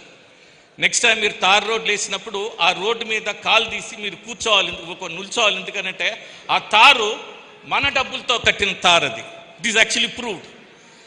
They have diverted the things like that. So అవన్నీ తీసేస్తే మనకు టార్గెటెడ్ స్కీమ్స్గా వచ్చింది 41,913 crores మాత్రమే. This is the audit, people's audit of 10 years of thing. ఈ 41,913 crores-లో మేము budget allocated and actual expenditure, అంటే యాక్చువల్గా ఎంత కేటాయింపులు జరిగింది, ఆ అమౌంట్ ఎంత ఖర్చు అయింది అని చూస్తే గత 8 ఎందుకంటే ఈ సంవత్సరం యొక్క లెక్కలు మనకు 2 సంవత్సరాల తర్వాత వస్తాయి. సో 2 సంవత్సరాల ముందు అకౌంట్స్ వరకు మనం చూసినట్లయితే 38% of that has been allocated only got used in the SC. 100 రూపాయలు అలొకేట్ చేస్తే only 38 rupees reached the communities. 100 రూపాయల్లో 38 రూపాయలు మాత్రమే. అంటే ఏంటి, మనకి ఇవ్వాల్సింది 1,54,549 కోట్లయితే అందుట్లో ఇచ్చింది కాగితాల మీద ఇచ్చింది 1,06,204 కోట్లయితే ఆ ఇచ్చిన దాంట్లో యాక్చువల్గా స్కీమ్స్ మీకు మాకు కమ్యూనిటీకి చేరవలసిన స్కీమ్స్ ఓన్లీ 41,913 స్కీమ్స్ అయితే ఇందుట్లో ఖర్చు పెట్టింది సుమారు అంచనాకు ఓన్లీ 38%. అంటే మీరు చూడండి ఆ గ్యాప్ ఎట్లా ఉందో. 1,54,000 ఇవ్వాల్సింది యాక్చువల్గా చేరింది దాదాపు 30,000 కోట్ల రూపాయలు మాత్రమే to the actual schemes which has reach the community. So ఇది ఒక అంబేద్కర్ లాగా ఎవరైతే ఇక్కడ కార్యకర్తలుగా ఉన్నామో ఈ యొక్క ఆశయాల్ని మరి మేమందరం కూడా మీ మీద మరి నిలుపుతున్న కాలంలో మీరు ఒక సారథిగా దీన్ని మీరు బయట పెట్టాలి. మనకు రావాల్సిన నిధులు మనం వేరే వాళ్ళ సొమ్ము అడగట్లేదండి. This is what we must. We're not asking anybody's for. మీ వద్దు, మాకు అవసరం లేదు. మా శ్రమలో కూడా మీరు తీసుకోండి. బట్ ఆ శ్రమలో మా శ్రమని మాకు, మా పిల్లలకి, మా అమ్మలకి, మా అక్కలకి దక్కనివ్వకుండా దాని పేరు మీద you are laying tar roads on the road. In Jharkhand they are buying guns. ఇంకొక ఛత్తీస్గఢ్ అకౌంట్లో they are buying bullets. And ఇదన్నీ తీసుకొని వస్తుంటే ఇంకా ఈ యొక్క ఆధారాలు మన దగ్గర ఉన్నా కూడా they are not willing to stop. So my humble submission, sir, in this is you have taken a very historical responsibility. ఆ విధంగా ఒక అంబేద్కర్ మహానుభావుడు బాబాసాహెబ్ చెప్పినట్లు ఒక సోషల్ విప్లవం మాత్రమే కాకుండా, ఒక పొలిటికల్ విప్లవం మాత్రమే కాకుండా ఒక ఆత్మస్థైర్యాన్ని ఏ విధంగా అయితే తీసుకొని వస్తున్నారో, అట్రాసిటీస్ యాక్ట్ వచ్చింది, ఎస్సీ సబ్ ప్లాన్ యాక్ట్ వచ్చింది, దీన్ని గ్రౌండ్ మీద తీసుకొని వెళ్ళాల్సిన బాధ్యత మీ భుజాల మీద ఉంది సార్. అండ్ ఇది ఇప్పుడు all of us are here, we're all here. మాకేమీ అవసరం లేదు. We don't need any amount. What we will need is మీ తరఫున ఒక టాస్క్ ఫోర్స్ అనేది, ఒక స్పష్టమైన టాస్క్ ఫోర్స్. ఇది పెద్ద ఎకానమిస్ట్ కూడా ఏం అవసరం లేదు. Even people like us can really ఒక ఎక్సెల్, MS సాఫ్ట్ ఎక్సెల్ అందరికీ తెలుసండి. ఎక్సెల్లో మన అవుట్కమ్ బడ్జెట్ అనేది ఒకటి ఉంది sir. I'm sure you have seen that outcome budget. Outcome budget is the outcome budget ఎంతమందికి తెలుసండి? ఇక్కడ అవుట్కమ్ బడ్జెట్ చూసారా ఎవరైనా? చూడలేదు. ఇది ఒక నేరం, మనం చేస్తున్న నేరం. ఎందుకనంటే అవుట్కమ్ బడ్జెట్లోనే అసలైన విషయాలు తాగున్నాయి. ఎందుకు ఒక స్కీమ్లో ఎస్సీస్కి ఎంతమందికి ఇస్తున్నది అవుట్కమ్ బడ్జెట్లో చెప్తుంది. డీటెయిల్ డిమాండ్ ఫర్ గ్రాంట్స్, అది కూడా అది పబ్లిక్ డాక్యుమెంట్ అండి. డీటెయిల్ డిమాండ్ ఫర్ గ్రాంట్స్లో it is very clearly there. ఎవరికి ఎంతెంత ఏ స్కీముల మీద, అది జీతాలకు పోతుందా, భవనాలకు పోతుందా, లేకపోతే స్కాలర్షిప్లకు పోతుందా, లేకపోతే అట్రాసిటీస్ ఆ యొక్క యాక్ట్ని ఇంప్లిమెంట్ చేయడానికి పోతుందా అనేది చాలా స్పష్టంగా తెలుస్తుంది. దీన్ని సార్ మీరు ఒక టీమ్గా, మరి వరప్రసాద్ గారు is big brain in this, and I'm sure Manohar గారు ఆర్ బిగ్ సార్, వీరితో అండ్ శ్రీపతి గారు మీరు ఒక టీమ్గా కూడా మరి తీసుకొని ఈ డీటెయిల్స్ తీసుకొని, we're not telling any lies, we're telling what the government is telling, దాన్ని తీసుకొని మీరు అసెంబ్లీలో మీరు చీఫ్ మినిస్టర్ అయితే then we will ask you, we will have you, what did you do with this money? yes, and even if you are not, I don't really think, yes, మీరు రావాలి, but మీరు రాకపోయినా కూడా you have a major responsibility in taking this, in saying ఇది just it impacts so many of our lives, and మా తరమే కాదు తరతరాలకి కూడా వస్తుందని చెప్తూ మరి మీకు అందరికీ కూడా ధన్యవాదాలు. జై భీమ్.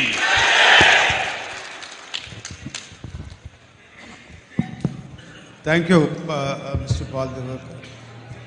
ముఖ్యంగా మీరు human rights first fault finding,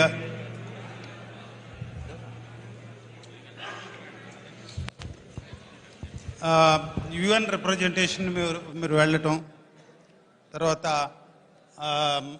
ఈ ఇష్యూస్ని హ్యూమన్ రైట్స్ రిప్రజెంట్ చేయటం చాలా సంతోషకరమైన విషయం. అలాగే ఒక టాస్క్ ఫోర్స్ పెట్టాలని మీరు సజెస్ట్ చేశారు.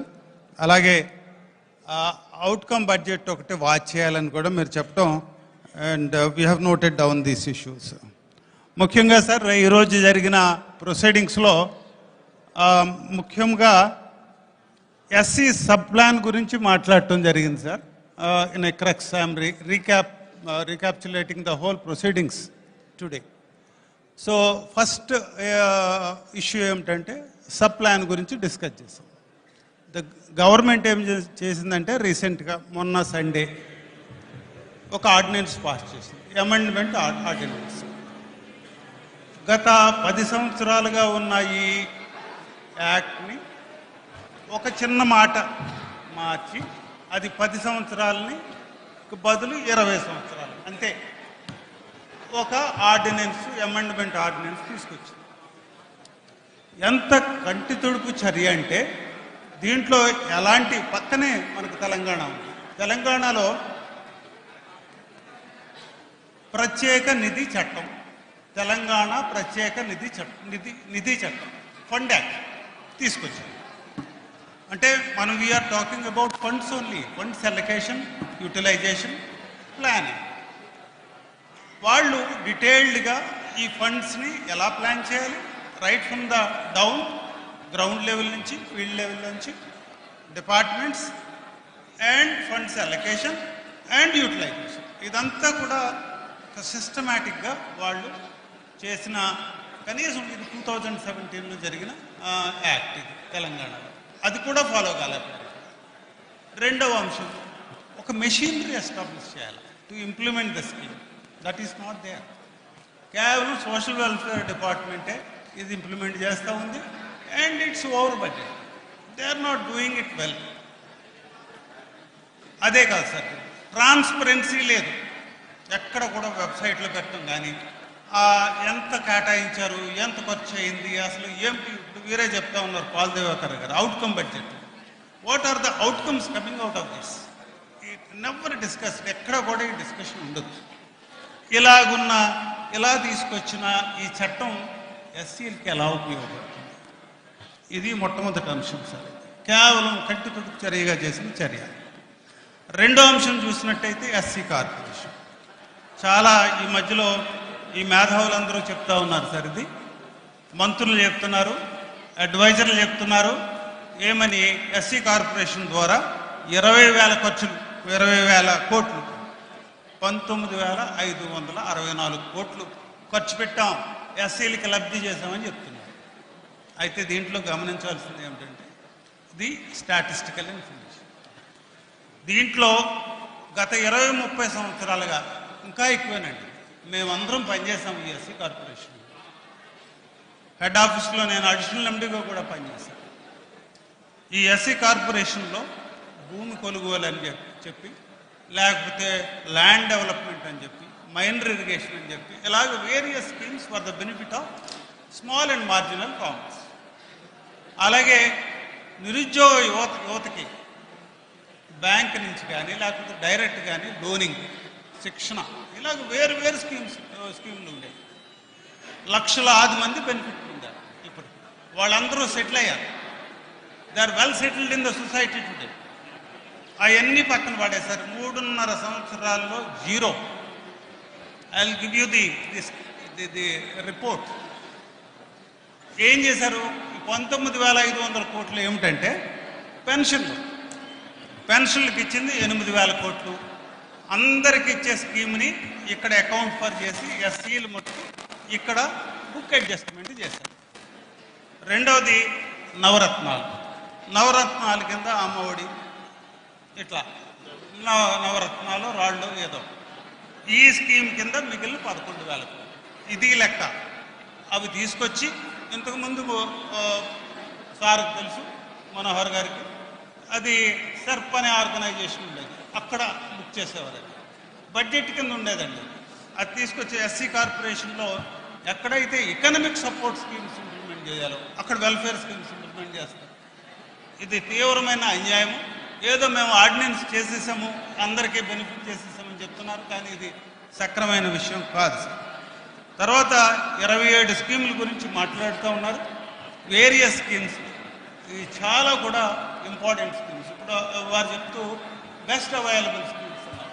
1,40,000 మందికి వాళ్ళు పోగొట్టుకున్నారు. బెస్ట్ అవైలబుల్ స్కీమ్స్ అంటే మెరిటోరియస్ స్టూడెంట్స్ని తీసుకెళ్ళి ఆ స్కూళ్ళల్లో జాయిన్ చేసేవాళ్ళు, అది లేదు తీసేస్తారు. ఇట్లా వేరియస్ స్కీమ్స్. విదేశీ విద్య, ఇది ఎవరు మాట్లాడలేదు. వేళ విదేశీ విద్య ద్వారా 1,000 మంది పిల్లలు వెళ్ళారు. 2-3 వేల మంది పిల్లలు అబ్రాడ్లో చదువుకుంటారు. ఇప్పుడు కొత్త రూల్స్. 100 టాప్ యూనివర్సిటీస్లో సీట్ వచ్చినట్టయితే వీడికి సీట్ వచ్చేదే లేదు, ఇచ్చేదే లేదు. ఇంతవరకు ఇచ్చింది లేదు సార్. ఈ స్కీమ్ పెట్టిన తర్వాత ఎవరికి ఇచ్చింది కూడా లేదు. ఇలాంటి స్కీములు ఇంట్రొడ్యూస్ చేసి ఇది ఎస్సీ అభివృద్ధి అని చెప్పడం చాలా అన్యాయం సార్. సరే, ఈ కాంటెక్స్ట్లో ఒక చిన్న స్టోరీ నేను చెప్పాలని తలుస్తా ఉన్నాను. ఇది డానిష్ స్టోరీ.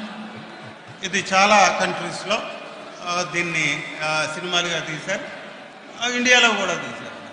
దీన్ని the emperor in new dress. ఇది చాలామందికి తెలిసి ఉంటుంది. ఈ స్టోరీలో ఒక రాజుగారు ఉంటారు. ఆయనకు బట్టలు పిచ్చి. ఆయన కొత్త రకరకాల బట్టలు రోజుకు ఒక రకమైన బట్టలు వేసుకొని ఆయన ఊరేగుతారు. ఆయన ఊరేగుతుంటే అక్కడ ఉన్న ప్రజలు ఉన్న వాళ్ళందరూ కూడా, ముందు వరుసలో ఉన్న వాళ్ళందరూ కూడా ఆహా బాగుంది, చాలా గొప్ప బట్టలు వేసుకున్నారు అని చెప్పి పొగుడుతూ ఉంటారు. కానీ ప్రజలందరూ కూడా దరిద్రంలో మగ్గుతూ ఉన్న ప్రజలు. అయితే ఇది చూసిన ఒక గ్రేట్ స్ట్రాటజిస్ట్ అన్నమాట, పీకే లాంటి గ్రూప్ వచ్చి మా దగ్గర దేవతా వస్త్రాలు ఉన్నాయని చెప్పారు. ఆ దేవతా వస్త్రాల్ని వేసుకుంటే మీరు ఇంకా రాజుకి తిరిగిలేదని చెప్తారు. సరే, అదేదో ఈ పిచ్చి ఆయన ఏమనుకున్నాడు రాజుగారు, ఓకే ఆ బట్టలు కూడా వేద్దాం, వేశాడు. సరే మీకు ఆర్డర్ చేస్తున్నాను చేయండి. చేసినట్టు అతను నటిస్తుంటాడు. సరే చేసి పట్టుకొస్తాడు. ఇది ఈయన వేసుకుంటాడు, ప్రజల్లోకి వెళ్తాడు. అంటే ఈ దేవతా వస్త్రాలంటే నవరత్నాలు. ఇది వేసుకుంటే ఇది దేవతా వస్త్రాలంటే ఏమీ లేనివి. ఇది లేకుండా రోడ్డు మీదకి వెళ్తాడు. ముందు వరుసలో ఉన్నవాళ్ళు రొటీన్గా ఏమంటారంటే ఆహా భలే ఉన్నది, ఇది దేవతా వస్త్రాలు, మళ్ళీ పోగొట్టడం మొదలుస్తారు. అదే మన మంత్రులు, అడ్వైజర్లు. అయితే ఆ వెనుకున్న కుర్రాడు ఏమంటాడంటే ఇదేమిటి బట్టలు లేకుండా పోతున్నాడు రాజుగారు అని అంటాడు. అది ఎవరంటే ప్రశ్న ఆ రోజు వస్తుంది సార్ దగ్గరలో. తప్పనిసరిగా మోసాన్ని గ్రహించగలరు, తిప్పికొట్టగలరు, అది ఎలా చెప్పాలో అలాగే చెప్పగలను sir. This is what the whole proceedings of the day. Sir, ఈరోజు ఈ ప్రొసీడింగ్స్ జరిగిన తర్వాత ఒక డిక్లరేషన్ ఒకటి మనం ఈరోజు పాస్ చేస్తున్నాం సార్.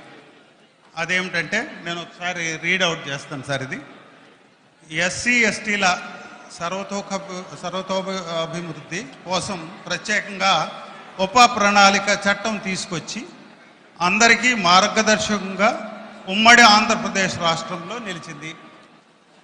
10 ఏళ్ల తర్వాత ఆ చట్టాన్ని నిర్వీర్యం చేసి ఆ చట్టం ముఖ్యోద్దేశాన్ని నీరుగార్చాలని మాట్లాడుకోవలసి రావటం దురదృష్టకరం.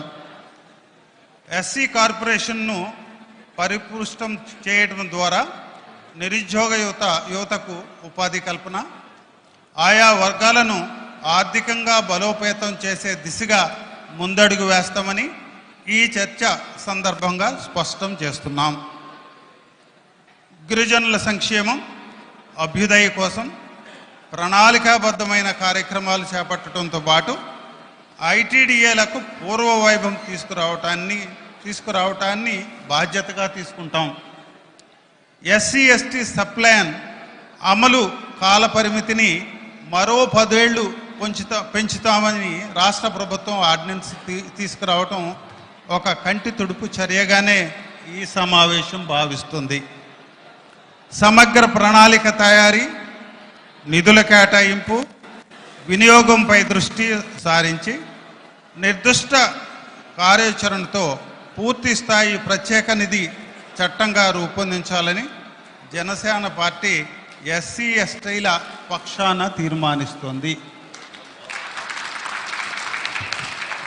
ఈ తీర్మానాన్ని నేను ప్రవేశపెడతా ఉన్నాను. బలపరిచే వాళ్ళందరూ కూడా దయించి చేయెత్తి మీ సంఘీభావాన్ని తెలియజేయాలని కోరుతా ఉన్నాను.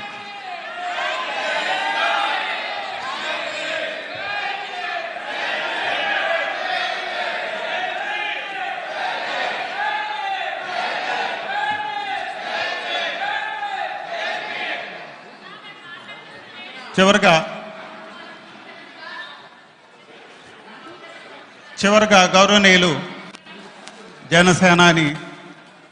జనసేన పార్టీ అధ్యక్షులు గౌరవనీయులు పవన్ కళ్యాణ్ గారిని ఈ ఎస్సీ ఎస్టీ ఈ సమావేశాన్ని వీరిని ముందుకు తీసుకెళ్లే దశగా వారిని ఉద్దేశించి మాట్లాడవలసిందిగా నేను కోరుతా ఉన్నాను.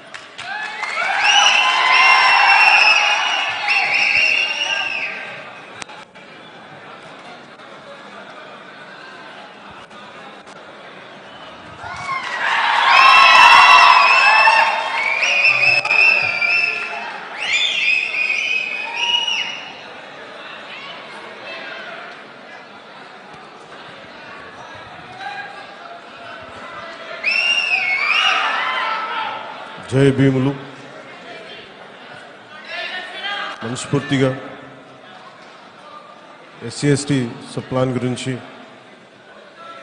అభిప్రాయాలు చెప్పడానికి మా మీద నమ్మకం ఉంచి వచ్చిన పెద్దలందరికీ, మేధావులకి పేరు పేరున నేను మీకు స్వాగతం పలుకుతా ఉన్నాను. ఇప్పటిదాకా మీరు చెప్పినవి క్షుణ్ణంగా విన్నాను. ఏ మనిషికైనా ఒక పరిమితమైన జ్ఞానమే ఉంటుంది. సో నేను కూడా వాటికి అతీతుండేం కాదు.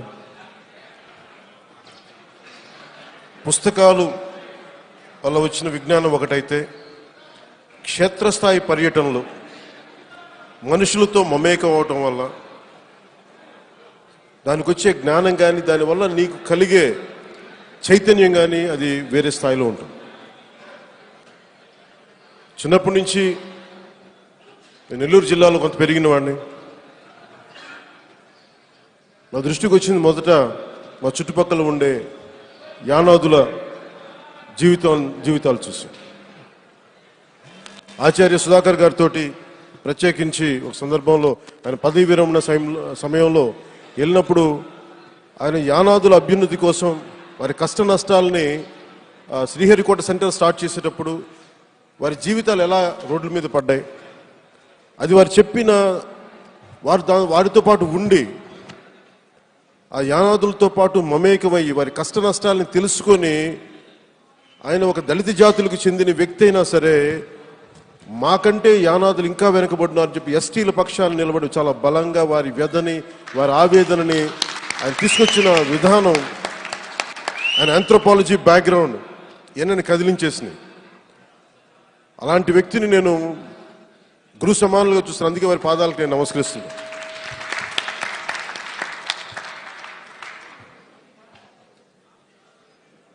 నేను జై భీమ్ అన్న పదం చిన్నప్పటి నుంచి సభల్లో విన్నాం, కానీ నాకు మీ అందరి దృష్టికి నేను తీసుకొచ్చేది ఈ రోజున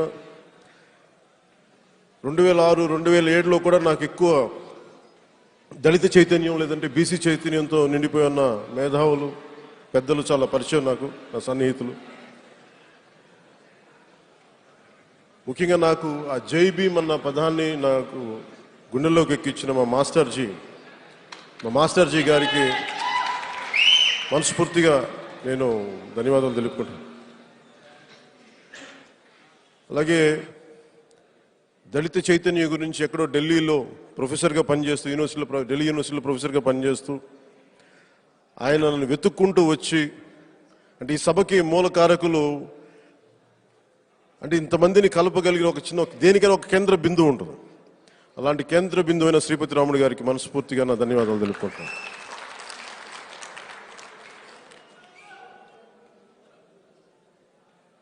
అంబేద్కర్ గారు చెప్పినట్టుగా ఎన్ని గొప్ప చట్టాలైనా తీసుకురావచ్చు, ఎన్ని గొప్ప సంస్కరణలైనా పట్టుకురావచ్చు, పేపర్ మీద పెట్టచ్చు, కానీ ఆచరణ చేసే మనకి దాన్ని ఆచరణలో పెట్టే మనిషికి హృదయం లేనప్పుడు ఎన్ని గొప్ప చట్టాలు చేసినా కానీ అది ముందుగా.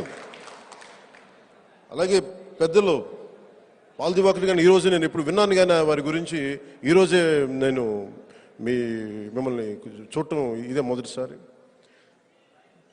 కానీ నాకు మీరు చెప్పిన మాటలు చాలా గుండెల్లోకి తాకింది, మనస్ఫూర్తి. ఇందాక మీరు చెప్పిన దాంట్లో వ్యక్తిగత ఆరాధన అంటే నేను తీసుకున్న దాంట్లో వ్యక్తి ఆరాధన ఎంత మంచిదో అంత డేంజరస్ కూడా. అందుకే నేను ప్రతిసారి ఏం చెప్తుంటానంటే, మీరు అన్నారు ఇందాక రేపొద్దున నువ్వైతే నిన్ను కూడా నిలదీస్తాను, ఖచ్చితంగా నిలదీయాలి.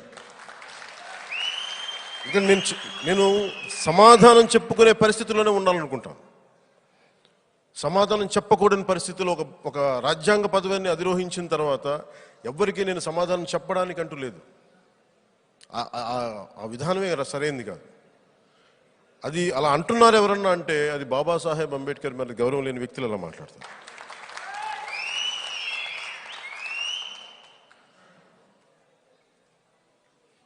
అలాగే వడ్డాది అప్పలరాజు గారిది ముఖ్యంగా రెల్లి హక్కులు పోరాటం గురించి మీరు చెప్పింది ఇందాక నేను వింటా ఉన్నాను వెనక. నాకు రెల్లి హక్కుల గురించి, నాకు రెల్లి సమాజం గురించి నాకు బాగా మనసుకు తగిలింది. ఒక పోరాట యాత్ర సమయంలో నేను ఏలూరులో ఉన్నప్పుడు ఒక రెల్లి సోదరుడు వచ్చి అందరు కౌగిలించుకుని తను కౌగిలించుకుంటే ఇబ్బంది పడుతున్నాడు. ఏంటంటే పట్టుకోవచ్చనా నేను అన్నాను. రా దగ్గరికి రా అంటే నేను రెల్లి కులం నుంచి వచ్చానంటే నాకేంటైతే నువ్వు రెల్లి కులం నుంచి వస్తా, నాకు ఆ భేదాలు లేవు. నాకు నిజంగా నాకు అర్థం కాలేదు. మనస్ఫూర్తిగా చెప్పాలి, నాకు అర్థం కాలేదు. ఓ ఇట్లా కూడా ఆలోచిస్తారా అనేది. ఒకసారి మనందరం కూడా అణగారిన కులాలను వివక్ష గురైనప్పుడే మనకి ఇంకో వివక్ష గురైన వాడి వ్యధ తెలియజేస్తుంది. ఒకసారి నేను విదేశాలకు వెళ్తున్నప్పుడు మేబీ నా తోలు అంత తెల్లగా లేకపోవచ్చు అనుకుంటే నేను కూడా వివక్షకు గురవుతాను. నాకు తెలుసు అది సంగతి. అంటే వివక్ష ఏదో రకం మనిషి వివక్ష గురవుతూ ఉంటాడు జీవితంలో, ఎంత స్థాయికి పెరిగినప్పటికీ కూడా. నాకు నీళ్ళు ఇవ్వడానికి కూడా సంకోచించింది ఒక బ్రిటిష్ మహిళ. నేను బిజినెస్ క్లాస్లో వెళ్తా ఉంటే నేను ఎయిర్ హోస్టెస్ని అడుగుతాను కొంచెం నీళ్ళు కావాలంటే గంట సేపు నా మాట విందుగా నాకు ఇవ్వలేదు. నేను ఆ రోజు ఒకటే తెలియదు, అది నేను కొన్నిసార్లు కామ్గా భరించాను. కానీ నేను వాళ్ళకి ఏం తెలియజేశానంటే ఫ్లైట్ దిగల, అందరు దిగిపోతే నా పైలట్ వచ్చి నన్ను కలవమని చెప్పండి అన్న. బ్రిటిష్ ఎయిర్వేస్ కలిస్తే ఆయన అడిగాడు, ఏంటి ప్రాబ్లం ఏంటన్నా, ఈ వ్యక్తి నాకు నీళ్ళు అడుగుతుంటే నీళ్ళు ఇవ్వట్లేదు, నాకు గంట నుంచి అడుగుతున్నాను, అందరికి ఇస్తుంది, నాకు ఇవ్వట్లా. మీకు మా దేశంలో మీ ఎయిర్వేస్ని మీరు నడపకూడదు, మా డబ్బులు అవసరం లేదు అనుకుంటే, మీరు మాకు సర్వ్ చేయకూడదు అనుకుంటే మీరు ఎయిర్లైన్స్ నడపకండి.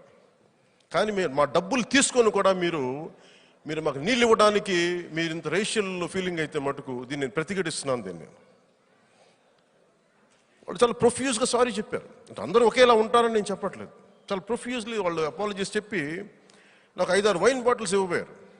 నేను వరకు ఒకటి తెలియజేశాను, ఈ ఫ్లైట్లో ఎంతమంది ఉన్నారో వాళ్ళందరికీ నేను ఒక్కొక్కరికి 5 వైన్ బాటిల్స్ నేను ఇవ్వకుండా నా స్థాయి అది, నా సత్తా అది. నేనేమన్నా ఇలాంటి పరిస్థితి మిగతా ప్రయాణికులకి, భారతదేశ ప్రయాణికులు రానివ్వకండి. రంగు వేరే అయిండొచ్చు కానీ మేమందరం మానవులం. మేమందరం జాషువా విశ్వనరుడు. అలాగే నేను ఈ రోజున ఇది ఎందుకు చెప్తున్నానంటే, మనందరికీ చాలామంది వివక్షకు గురయ్యే కులాలని మనం అర్థం చేసుకోవాలి. మనం ఎక్కువ మనం చేయలేకపోవచ్చు, కానీ ఒక్కరిద్దరు చేసే, ఒక్కో కులంలో 5-6 మంది చేసే తప్పులు శిరోమండనం ఒక వ్యక్తి, ఒక సామాజిక వర్గానికి చెందిన వ్యక్తి చేస్తే కోపం సహజంగా సామాజిక వర్గాన్ని మీద అందరికీ వెళ్ళిపోద్ది. కానీ సామాజిక వర్గంలో ప్రతి ఒక్కరూ అలాంటి వ్యక్తులు కాదు. దయచేసి మీకు ఇది మనస్ఫూర్తిగా నేను మీకు తెలియజేసుకుంటాను. ఇవి మారాలి. వీటి మీద మానవ ప్రయత్నం జరుగుతూనే ఉంటుంది.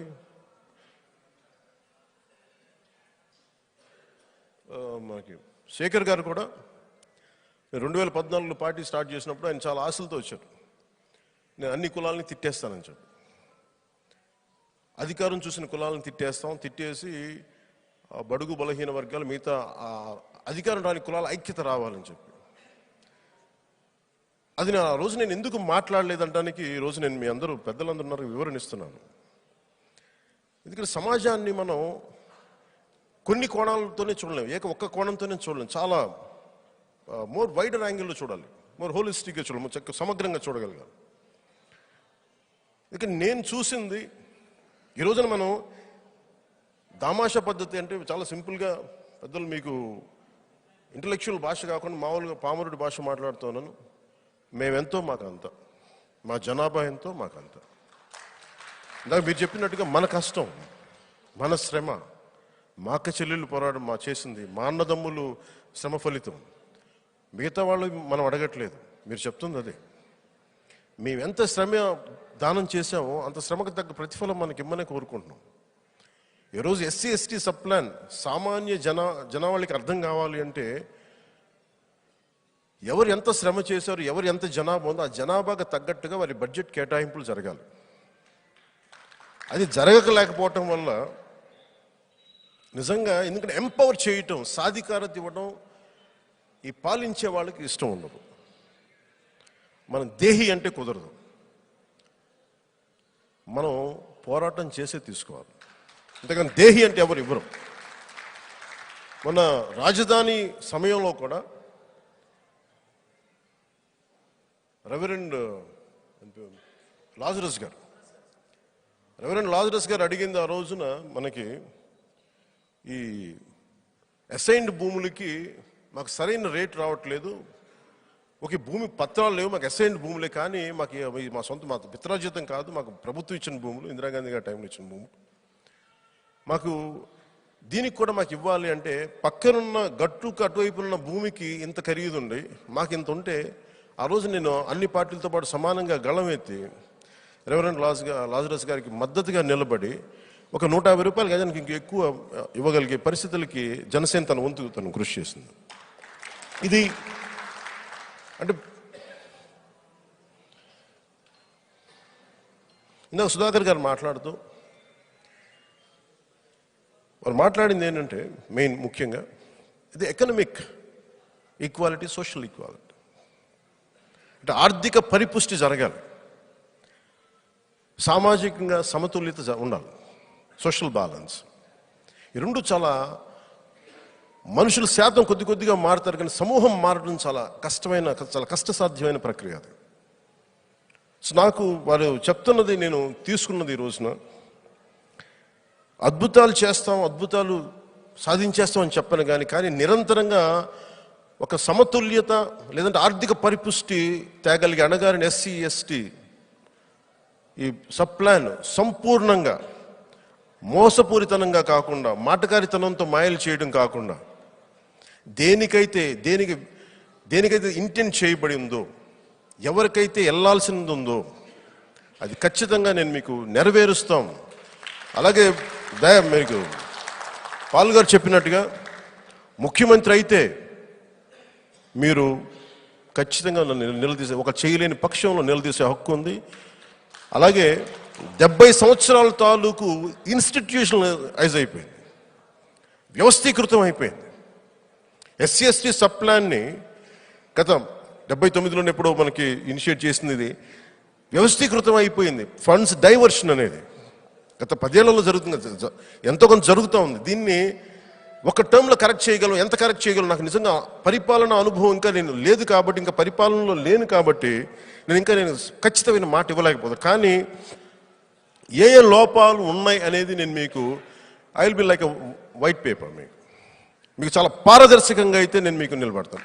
ఎందుకు ఇది నేను చేయగలను, ఇది నేను చేయలేకపోతున్నాను. అలాగే ఇందాక చూస్తుంటే 21% ఎస్సీ ఎస్టీలు కలుపుకొని దాదాపు 22% ఉంది. ఇంత శాతం జనాభా ఉండి కూడా ఇంకా మనకి ఎక్కడ ఉన్నామంటే, ఏ స్థాయిలో ఉన్నామంటే ఇంకా మాకు మా నిధులు ఇవ్వండి అని చేయి చాచే స్థాయిలో నిజంగా చాలా బాధాకరం. దీనికి ప్రతిసారి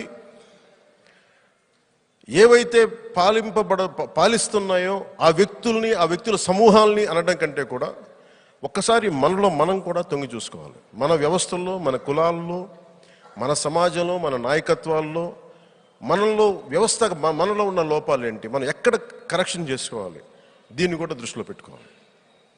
మన రాష్ట్రపతి ముర్ము గారికి విందుకి నన్ను ఆహ్వానించినప్పుడు నాకు ఇష్టమైన ప్రజా కళాకారుడు, అణగారిన వర్గాలకి అండగా పనిచేసిన నిలబడ్డ గద్దర్ గారు కూడా కనిపించారు నాకు. సో మాట్లాడుతూ ఉంటే నేను వందే మాతరం శ్రీనివాస్ గారు ఇట్లా మాట్లాడుకుంటూ ఉంటే ఈ కులాల గురించి దాదాపు మనకు సంబంధించిన వాటి మీద మాట వస్తే గద్దర్ గారు చెప్పిన మాట నాకు నిజంగా చాలా ప్రాక్టికల్గా అనిపించింది. మన కులం అనుకొని మన కులానికి చేయూతనిచ్చే పైనున్న కులాలకు కూడా మనం ఒక చెయ్యి వారికి అందించి మన కులాన్ని ఇంకో చేయికి అందించాలి. 2 చేతులు ఇక్కడే పెడితే మనం వెలివేయబడతాం. మన దగ్గరికి మన వాళ్ళు కూడా రారు, మనం చట్టంలో ఇరుక్కుపోతాం. నేను దాన్ని చాలా ప్రాక్టికల్గా తీసుకున్నాను. అందుకని మనం దాటి ఆలోచించకపోతే తప్ప, ఇప్పుడు జగన్ ముఖ్యమంత్రి ఇందాక మీరు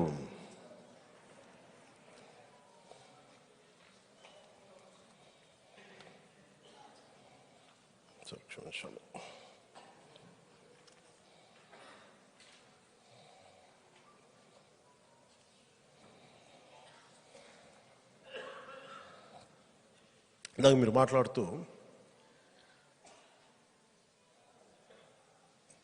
ఆయన కోసం ప్రార్థనలు చేశారు, జైల్లో ఉన్నప్పుడు ఉపవాస ప్రార్థనలు చేశారు. నేను ఇది నవ్వుటానికో జోక్గా చెప్పడం మనస్ఫూర్తిగా చెప్తాను. అంటే మనస్ఫూర్తిగా ఒక నాయకుడి మీద ప్రజలు పెట్టిన నమ్మకం అది. మావాడు అంటే అతని కులం లేకపోవచ్చు, ఇంకోటి లేకపోవచ్చు, కానీ ఎక్కడో వారి మనసుకి ఈ వ్యక్తి మాకు న్యాయం చేస్తాడు ఈ వ్యక్తి అని నమ్మితేనే కదా ఉపవాసాలు చేస్తారు. ఆ వ్యక్తి జైలుకి వెళ్తే మా కుటుంబ సభ్యుడిగా జైలుకి వెళ్ళాడని చెప్పి కదా వాళ్ళు ప్రార్థనలు చేస్తారు. మరి మన కోసం అంత చేసిన వ్యక్తుల్ని కనీసం అని ఇవ్వాల్సింది నిలబడకపోగా ఏదైనా ఎదురిచ్చి మాట్లాడతానంటే, కేసులు పెడతానంటే ఎట్లా? సో అందుకనే నా మీద పెట్టే ఆరాధన నేను చాలా తేలిగ్గా తీసుకోను. నేను ఎందుకు వంగి దండం పెడతానంటే, నేను కృతజ్ఞతతోటి ఒళ్ళు బరువు ఎక్కి నిండిపోతాను.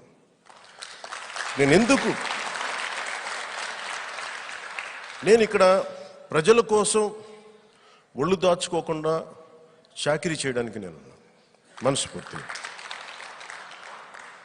శ్రీపతి రాముడు గారు మేమందరం చాలా దాదాపు ఒక 2006-2007లో చాలా గంటలు గంటలు కొన్ని రోజులు మాట్లాడుకునేవాడు సంబంధిత వ్యక్తులతోటి.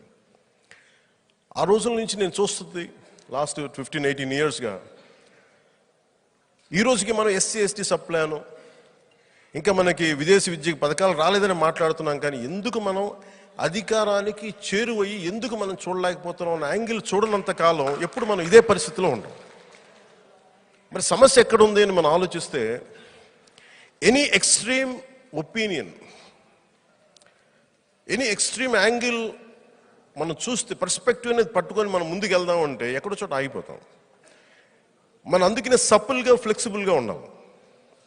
అలా అని చెప్పి విలువలు మార్చుకోమని చెప్పట్లా. ఎందుకంటే నేను కేజీ సత్యమూర్తి గారిని ఆయన పీపుల్స్ వార్ నుంచి వచ్చేసినప్పుడు అణగారిన వర్గాలకు అండగా ఉందామని చెప్పి ఆ రోజున బహుజన సమాజ్ పార్టీతో ఆయన కలిసి ఆయన ముందుకెళ్ళిన తర్వాత అది ఎట్లా విఫలమైన విధానం కానీ, బిఎస్పి ఒక ఉవ్వెత్తున అలలాగా లేచి అది ముందుకెళ్ళని వైనం కానీ, ఆ తర్వాత వచ్చిన మేం పెట్టిన ప్రజారాజ్యం కానీ, ఇవన్నీ కూడా ఏమి సూచిస్తుంటే ఎక్కడో ఒక అవగాహన లోపం ఉంది ప్రతి ఒక్కరిలో.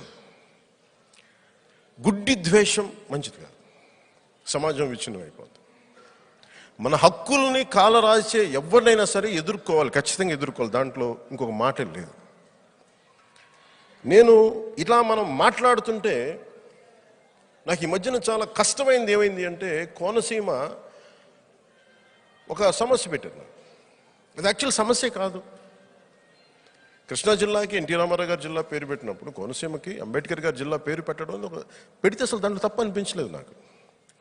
కానీ పెట్టిన నాయకులు యొక్క ఉద్దేశం మీరు కొట్టుకోండి, ఈ కులాలు మీరు కొట్టుకొని చావండి. ఎమోషనల్గా మనం కూర్చొని కొట్టుకొని చచ్చిపోతే పబ్బం వాళ్ళు గడుపుకుంటారు. నేను అందుకనే చాలా సంయమనం పాటించి, ఎందుకంటే నేను చేస్తుంది ఒక సామాజిక పునర్నిర్మాణం. దెబ్బతిని వచ్చినవాడు, కడుపు ఖాళీ ఉన్నవాడు మాది కాదు, చాలామంది. కాన్షీరామ్ గారి వ్యధ నేను చూసిన వాడిని, ఆయన సంబంధిత వ్యక్తులతో తిరిగిన వాడిని. ఇవన్నీ చూసి నేను ఒకటే అర్థం చేసుకుంది, ఎంత కష్టమైందైనా సరే మేము అండగా నిలబడాలి దీనికి. విజయ్ కుమార్ని కూడా ఎందుకు ఎంకరేజ్ చేశానంటే, చాలామంది అడుగుతారు, నువ్వు ఎలా పికప్ చేసావు విజయ్ కుమార్, నువ్వు కూర్చోబెట్టి జనరల్ సెక్రటరీ ఎలా చేసేస్తావని అంటే,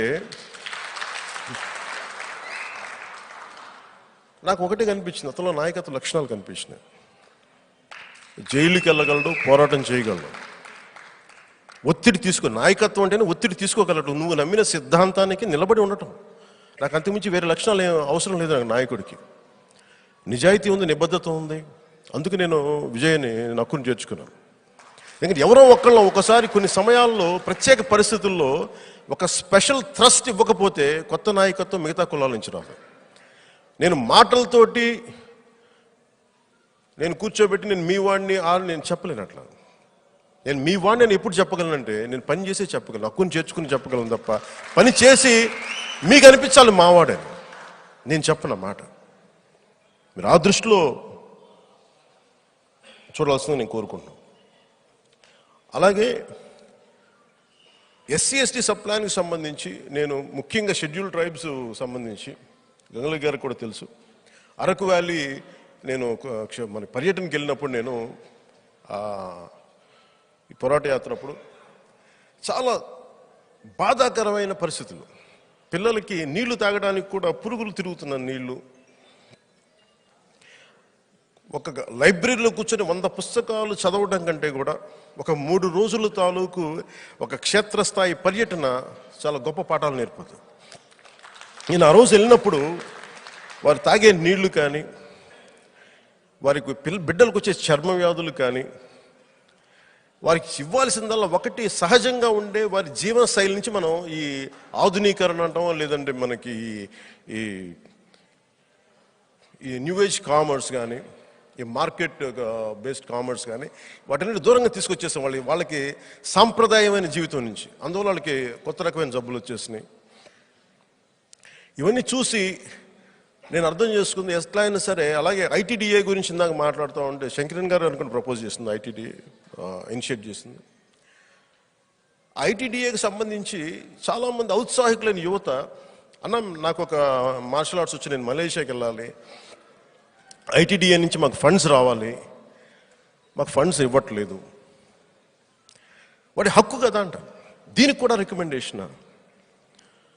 సో నాకు మొట్టమొదటిగా ఎస్సీ సబ్ ప్లాన్ కానీ అన్నీ చూస్తా ఉన్నా ఒకటి అనిపించింది, బయట శత్రువుల్ని చూడటం కంటే కూడా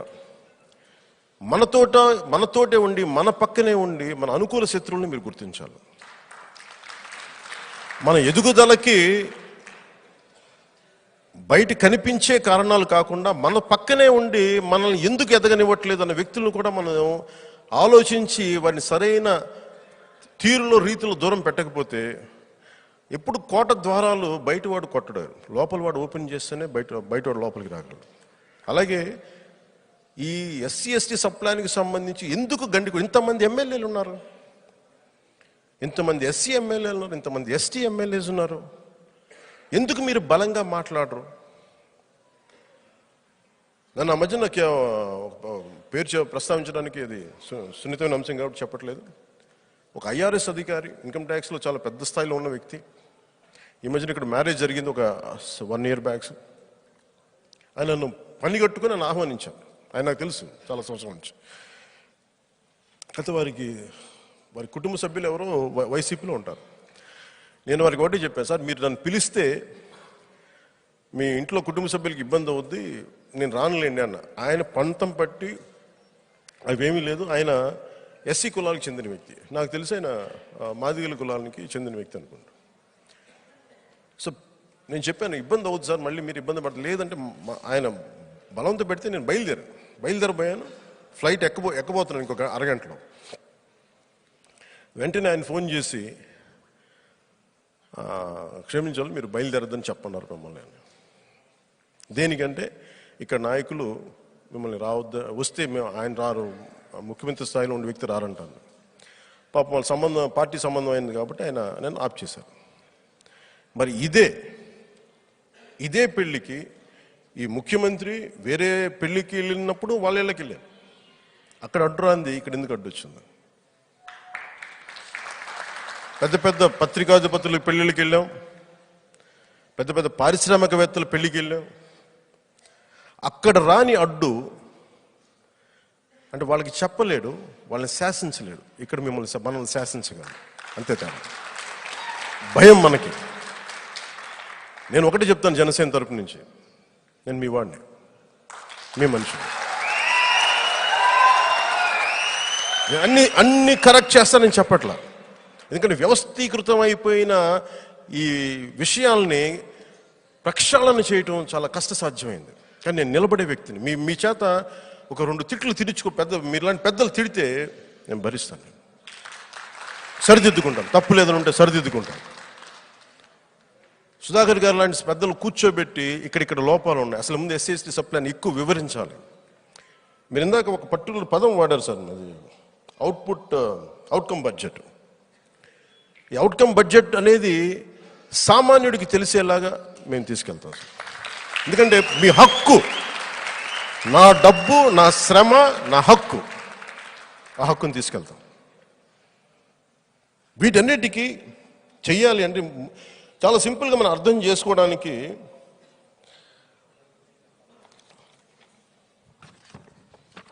సగటు మన సామాన్య ప్రజానీకానికి అర్థం కావడానికి దామాషా పద్ధతి అంటే అది అధికారంలో కానీ డబ్బులో కానీ మేమెంతో మాకంత. మన రాష్ట్రంలో మాల, మాదిగ, రెల్లి ఇలాగా అన్ని సబ్ కాస్ట్లని కలిపి దాదాపు 27 దాకా ఉన్నట్టు నాకు అవగాహన ఉంది. ఇంతకుమించి ఒకళ్ళు పొరపాటుతో క్షమించండి. 53, 58 ఒక్కొక్క పుస్తకంలో ఒకలా చదువుతూ ఉంటాను. అందువల్ల నాకు అంటే ముఖ్యమైన ఒక 16, 17 ఉండి మిగతా చిన్న తక్కువ ఉండి ఒక 57 కులాలు ఉన్నాయి. సో వీటన్నిటికీ సంబంధించి ఇవన్నీ కలుపుకొని 16.4%. అలాగే ఎస్టీల జనాభా 5.3%. వీటికి మన బడ్జెట్లో ఒక ఉదాహరణకి ₹1,00,000 బడ్జెట్ అంటే ఈ 2 ఎస్సీ ఎస్టీలు కలుపుకొని 21% ఆఫ్ పాపులేషన్, 22% ఆఫ్ పాపులేషన్ అనుకుంటే 22,000 కోట్లు మరి కేటాయించాలి, వారి అభివృద్ధి కేటాయించాలి. ఇంత చాలా చాలా సింపుల్గా సగటు మనిషికి అర్థం కావడానికి. కానీ అది కేటాయించకపోగా అది ఎలా మళ్లించారంటానికి దాదాపు మన చాలా కాలం ఈ మధ్యన మనకి దళిత సంఘాలు చాలామంది పెద్దలు నా దగ్గరికి వచ్చి మాట్లాడుతూ 27 ఈ మనకి దళితులకు సంబంధించిన స్కీమ్స్ తీసేశారు. దాంట్లో ముఖ్యంగా ఈ విదేశీ విద్యా పథకం, చాలా పథకాలు, భూమికి సంబంధించింది, భూమి కొనుక్కోవాలంటే ఇవన్నీ చెప్తా ఉంటే నాకు ఒకటే అనిపించింది. అని ఇందాక దీంట్లో స్మాల్ చిన్న పేపర్ అంటే ఈ పేపర్ ప్రకారం ఈ 3 ఏళ్లలో 16,000 కోట్లు రావాల్సిన డబ్బులు కట్ చేశారు, కోత కోసారు ఎస్సీలకు సంబంధించి. అలాగే ఈ 3 ఏళ్లలో 4,000 కోట్లు ఎస్టీలకి రాకుండా చేశారు. అంటే దాదాపు ఈ 3 ఏళ్లలో ఇక్కడ నాకున్న లెక్కల ప్రకారం 20,000 కోట్లు ఇవ్వలేదు. కానీ దేనికి చాలాసార్లు విదేశీ విద్యా మనకి పథకం, అంబేద్కర్ విదేశీ విద్యా పథకం కింద విదేశాలకు వెళ్ళి సంవత్సరానికి 2 సంవత్సరాల క్రితం టీడీపీ టైంలో వెళ్ళిపోయిన విద్యార్థులకి సెకండ్ ఇయర్ థర్డ్ ఇయర్ వచ్చినప్పటికి వాళ్ళకి ఫండ్స్ రావట్లా. అక్కడ వాళ్ళకి ఏం చేయాలో తెలియట్లా. కొంతమంది అటు ఇటు కాకుండా అయిపోయి ఇట్లా చాలా దృష్టికి వచ్చింది, నా దృష్టికి చాలా వచ్చింది. ఏంటంటే మా దగ్గర నిధులు లేవు అని. ఇక్కడ ఉన్నది, ఇక్కడేమో 20,000 కోట్లు వీళ్ళకి రావాల్సింది, మనకి రావాల్సింది.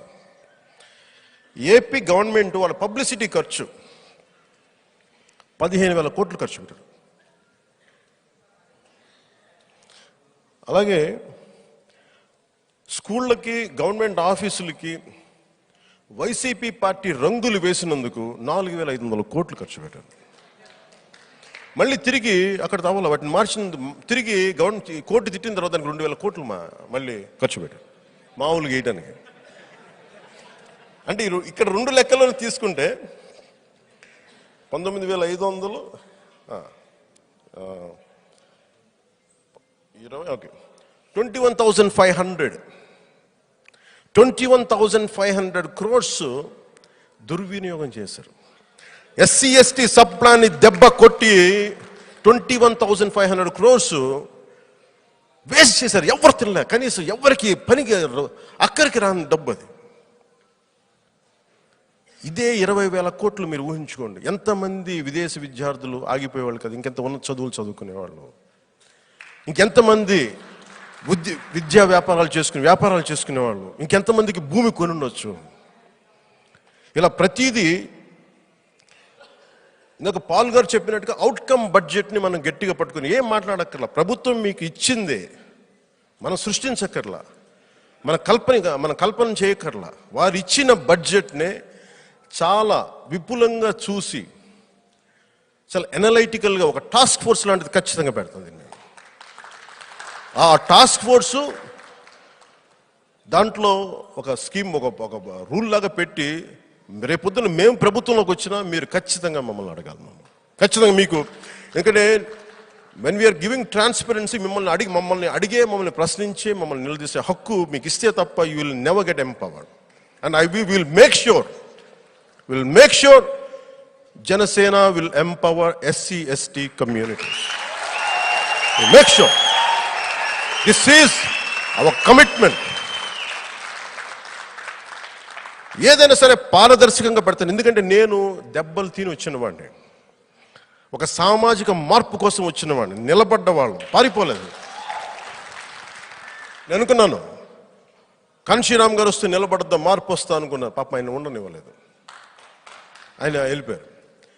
మొన్న మధ్యన కూడా నేను బీఎస్పీ నాయకురాలు మాయావతి గారికి నేను పాదాలకు నమస్కారం చేస్తే చాలామంది నేను ఓట్ల కోసం చేసాం అనుకున్నాను. లేదు, నేను ఓట్ల కోసం కాదు చేయను.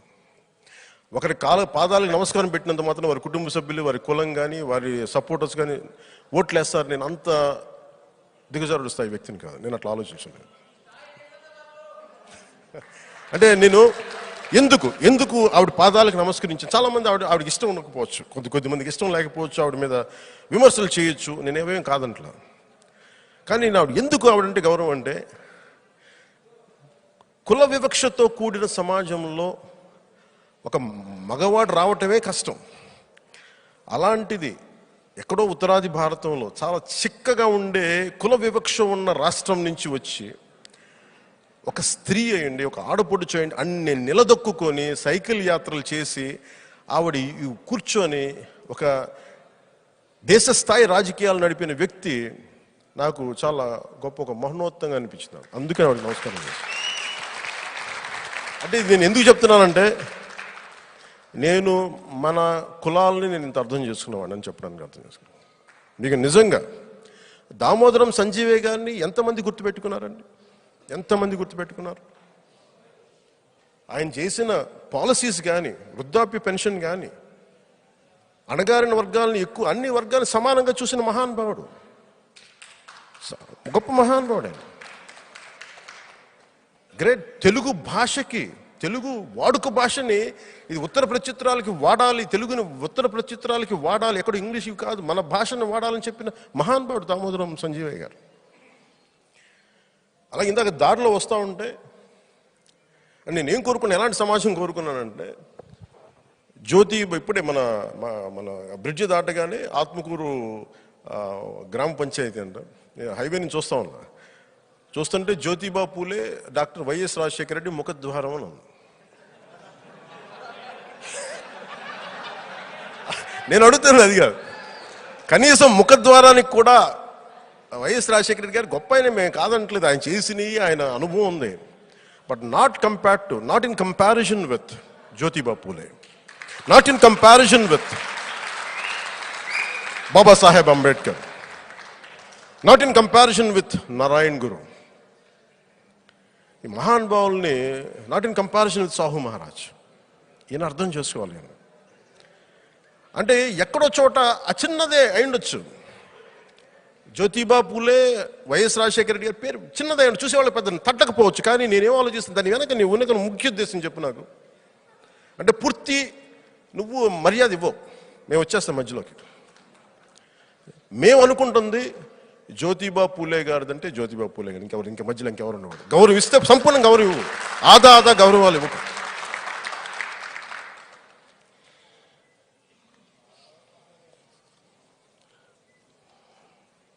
ఇంకా ఏపీ స్టడీ సర్కిల్ క్లోజ్ అయిపోయిన విధానం, అంటే ఏవైతే 27 పథకాలు ఆగిపోయినాయో వాడు ఏదో మేము కూర్చుని మా జేబులో డబ్బులు ఇవ్వట్లా, జనసేన నాయకుల నుంచి జనసేన సైనికుల నుంచి జేబులో డబ్బులు ఇవ్వట్లా, మనందరి ఉమ్మడి శ్రమ నుంచి మీరందరూ దాంట్లో భాగం కాబట్టి మీ డబ్బు తిరిగి మనకే వచ్చేలాగా మా వంతు కృషి చాలా బలంగా చేసి పెట్టాం. ఏ పథకాలైతే ఆగిపోయినాయో ఆ పథకాలను ఖచ్చితంగా రివైవ్ చేస్తాం. సార్ మీకు చెప్పాలి, ఇది మేము ఇచ్చిన కౌలు రైతు యాత్రలకు చేస్తా ఉన్నాం. రైతు టెనెంట్ ఫార్మర్స్ చనిపోతూ ఉన్నారు ఈ మధ్యన. లాస్ట్ 3 years దాదాపు 3400 మంది రైతులు చనిపోయారండి. వీళ్ళు ఎక్కువ మంది ఈ దళిత గిరిజన, ముఖ్యంగా ఈ దళిత గిరిజన రైతులతో పాటు ఈ మనకి ఈ దూదేకుల కులం నుంచి కొంచెం ముస్లిం కులాలు, బీసీ కులాల నుంచి వచ్చిన రైతులు ఎక్కువ. వీటి గురించి ఎవ్వరు కూడా ఇందాక ఏదైనా అడుగుదామంటే మాకు హక్కులు లేవు అంటే, ఏదైనా మాట్లాడదాం మాకు రావట్లేదంటే, 7 లక్షలు చనిపోతే, ఒక వ్యక్తి చనిపోతే, ఒక రైతు చనిపోతే 7 లక్షలు ఇవ్వాలి ప్రభుత్వం సహజంగా. దానికి కూడా ఎక్కడికి వెళ్ళినా 2 లక్షలు కట్ చేయడం, 5 లక్షలు ఇవ్వడం, ఏది కూడా ఏంటి కొద్ది మందికి, అది మేము వెళ్తున్నామని తెలిసి. లేదంటే అది కూడా ఈ మధ్య మీరు గుంటూరులో చూశారు, పాపం బిడ్డ ఎవరు చనిపోయింది, ఒక రెల్లి కుటుంబాలకు సంబంధించిన వ్యక్తి బిడ్డ చనిపోతే, గట్టర్లో క్లీనింగ్ చేసి చనిపోతే, పాపం ఆ ఓనర్ కూడా చనిపోతే వాళ్ళ దగ్గర కూడా వీళ్ళు పెన్షన్, మనకి ఇన్సూరెన్స్ వస్తే వాళ్ళ దగ్గర కూడా డబ్బులు తీసేసుకున్న విధానం వీళ్ళది చాలా బాధ కలిగించింది. అంటే శవం మీద పేర ప్రస్తుతం నా ఉద్దేశం అని నేను చెప్పేది, మీరు ఆలోచన విధానం చెప్తున్నారు, ఇది మారాలని నేను కోరుకున్నాను. ఎందుకంటే వీరికి ఒక ఇన్సూరెన్స్ కనుక వస్తే మధ్యలో, ఇప్పుడు ఇందాక పాల్ గారు చెప్తున్నట్టుగా అలాటెడ్ ఫండ్స్లో only 38% only has reached till today, last 10 years. అదే కదా సార్ మీరు చెప్పింది, ఓన్లీ 38% ఆఫ్ ద ఫండ్స్. అని మీరు చూడండి, ఇక్కడే ఒక 7 లక్షలది ఒక 5 లక్షలు వెళ్ళిపోయింది. ఇలా ప్రతి చోట పిల్ఫరేషన్ జరుగుతూ ఉంది. This has to be stopped.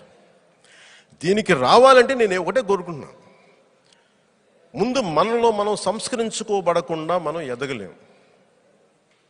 మన కులాల్లో సంస్కరణలు రాకుండా మన తప్పొప్పుల్ని మనం నిర్దాక్షిణ్యంగా మనలో ఈ తప్పులు ఉన్నాయి సరిదిద్దుకోవాలి, అందరినీ గొడవ పెట్టుకొని ముందుకెళ్ళలేము. ఇది నేను ఎక్కడి నుంచి నేర్చుకున్నానో, రెవరెండ్ లాజరస్ గారు చెప్పారు. బాబు నువ్వు మాట్లాడేసి వెళ్ళిపోవచ్చేమో, తిట్టేసి వెళ్ళిపోవచ్చేమో, వాళ్ళు చేసిన దాన్ని, కానీ మేము ఇక్కడ బతకాలి, మాకు పనులన్నీ ఇక్కడే ఉంటాయి కాబట్టి నువ్వు అలా కాదు అని చెప్పి చాలా పెద్ద, ఎందుకంటే ఒక అపరిమితమైన చదువులు ఉన్న మేధావి కంటే కూడా ప్రాక్టికల్గా జీవితాన్ని నడిపే లాజరస్ గారు నాకు చాలా డీప్గా కనెక్ట్ అవుతుంది. ఎందుకంటే చాలా ప్రాక్టికల్ చెప్తాడు ఈ విషయం జరుగుతూ ఉందని. సో నేను I'm trying to look for very practical and pragmatic solutions for hour upliftment. నేను కూర్చొని అబద్ధాలు చెప్పలేను మీకు. అలాగే నేను బీజేపీతో ఉన్నాను అనగానే చాలామంది దూరం అయిపోతామనంటే, మీరు చెప్పండి, ఈ రాష్ట్రంలో వైసీపీ, నేను ప్రధానమంత్రి గారిని కలిస్తే ప్రధానమంత్రి గారు నాకు క్లోజ్ అని చెప్పి వాళ్ళు చెప్పుకుంటారు. అది మీరు కూడా ఇది మన సమూహాలకు కూడా మీరు చెప్పాలి. ఇది ఎంజీఆర్ గారి దగ్గర నుంచి నేను నేర్చుకున్నాను. మన చెన్నై ఫ్రంట్ లైన్ మ్యాగజైన్లో పడితే, సెంటర్ తోటి మీరు సరైన సంబంధం లేకపోతే ఏ పని అవ్వదు స్టేట్కి సంబంధించి. నా వ్యక్తిగతంగా నేను ప్రధానమంత్రి గారిని ఏమి అడగను. నేను అడిగేదల్లా ఎప్పుడన్నా అడిగితే సమూహం మన ప్రజల గురించి అడుగుతాను తప్ప నేను ఒక మాట మాట్లాడను. అందుకని BJP should not be a deterrent. BJP మీకు ప్రతిరోధం అవ్వకూడదు.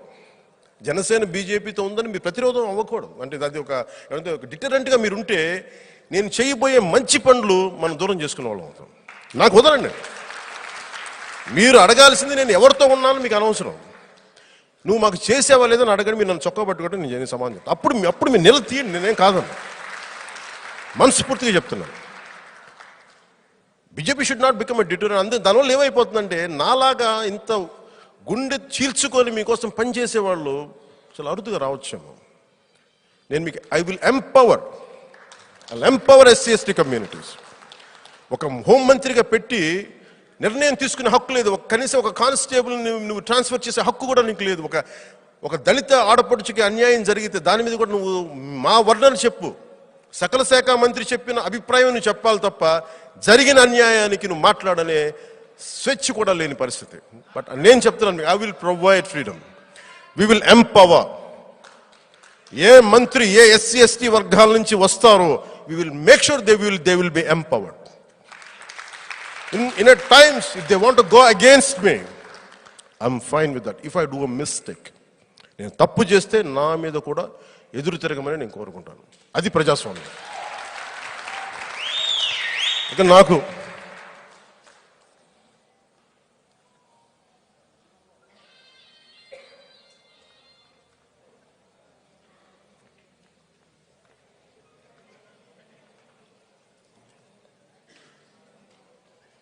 సో ఈ సభ ముగించిపోయే ముందు ఒకసారి అందరికీ పేరు పేరున ధన్యవాదాలు చెప్పుకుంటూ, పాల్ దివాకర్ గారికి, శ్రీ వడ్డాది అప్పలరాజు గారికి, పాటిబండ్ల ఆనందరావు గారికి, శ్రీ మోహన్ కుమార్ ధర్మ గారికి, మిగతా క్షమించాలి దాని పేర్లు మర్చిపోయింటే వరప్రసాద్ గారికి, పేరు పేరున పెద్దలందరికీ పేరు పేరున మనస్ఫూర్తిగా అది చెప్పాను. నువ్వు విల్ సెపరేట్ ఉండండి. ఒక్క రోజుతో మనం తీసుకోలేం. సో పేరు పేరు నాయకులందరికీ, జనసేన నాయకులందరికీ ధన్యవాదాలు తెలుపుకుంటూ, ఒకసారి మా సుధాకర్ గారు ఇటు సైడ్ వస్తే మీకు నా పాదాభివందనాలు చేసుకొని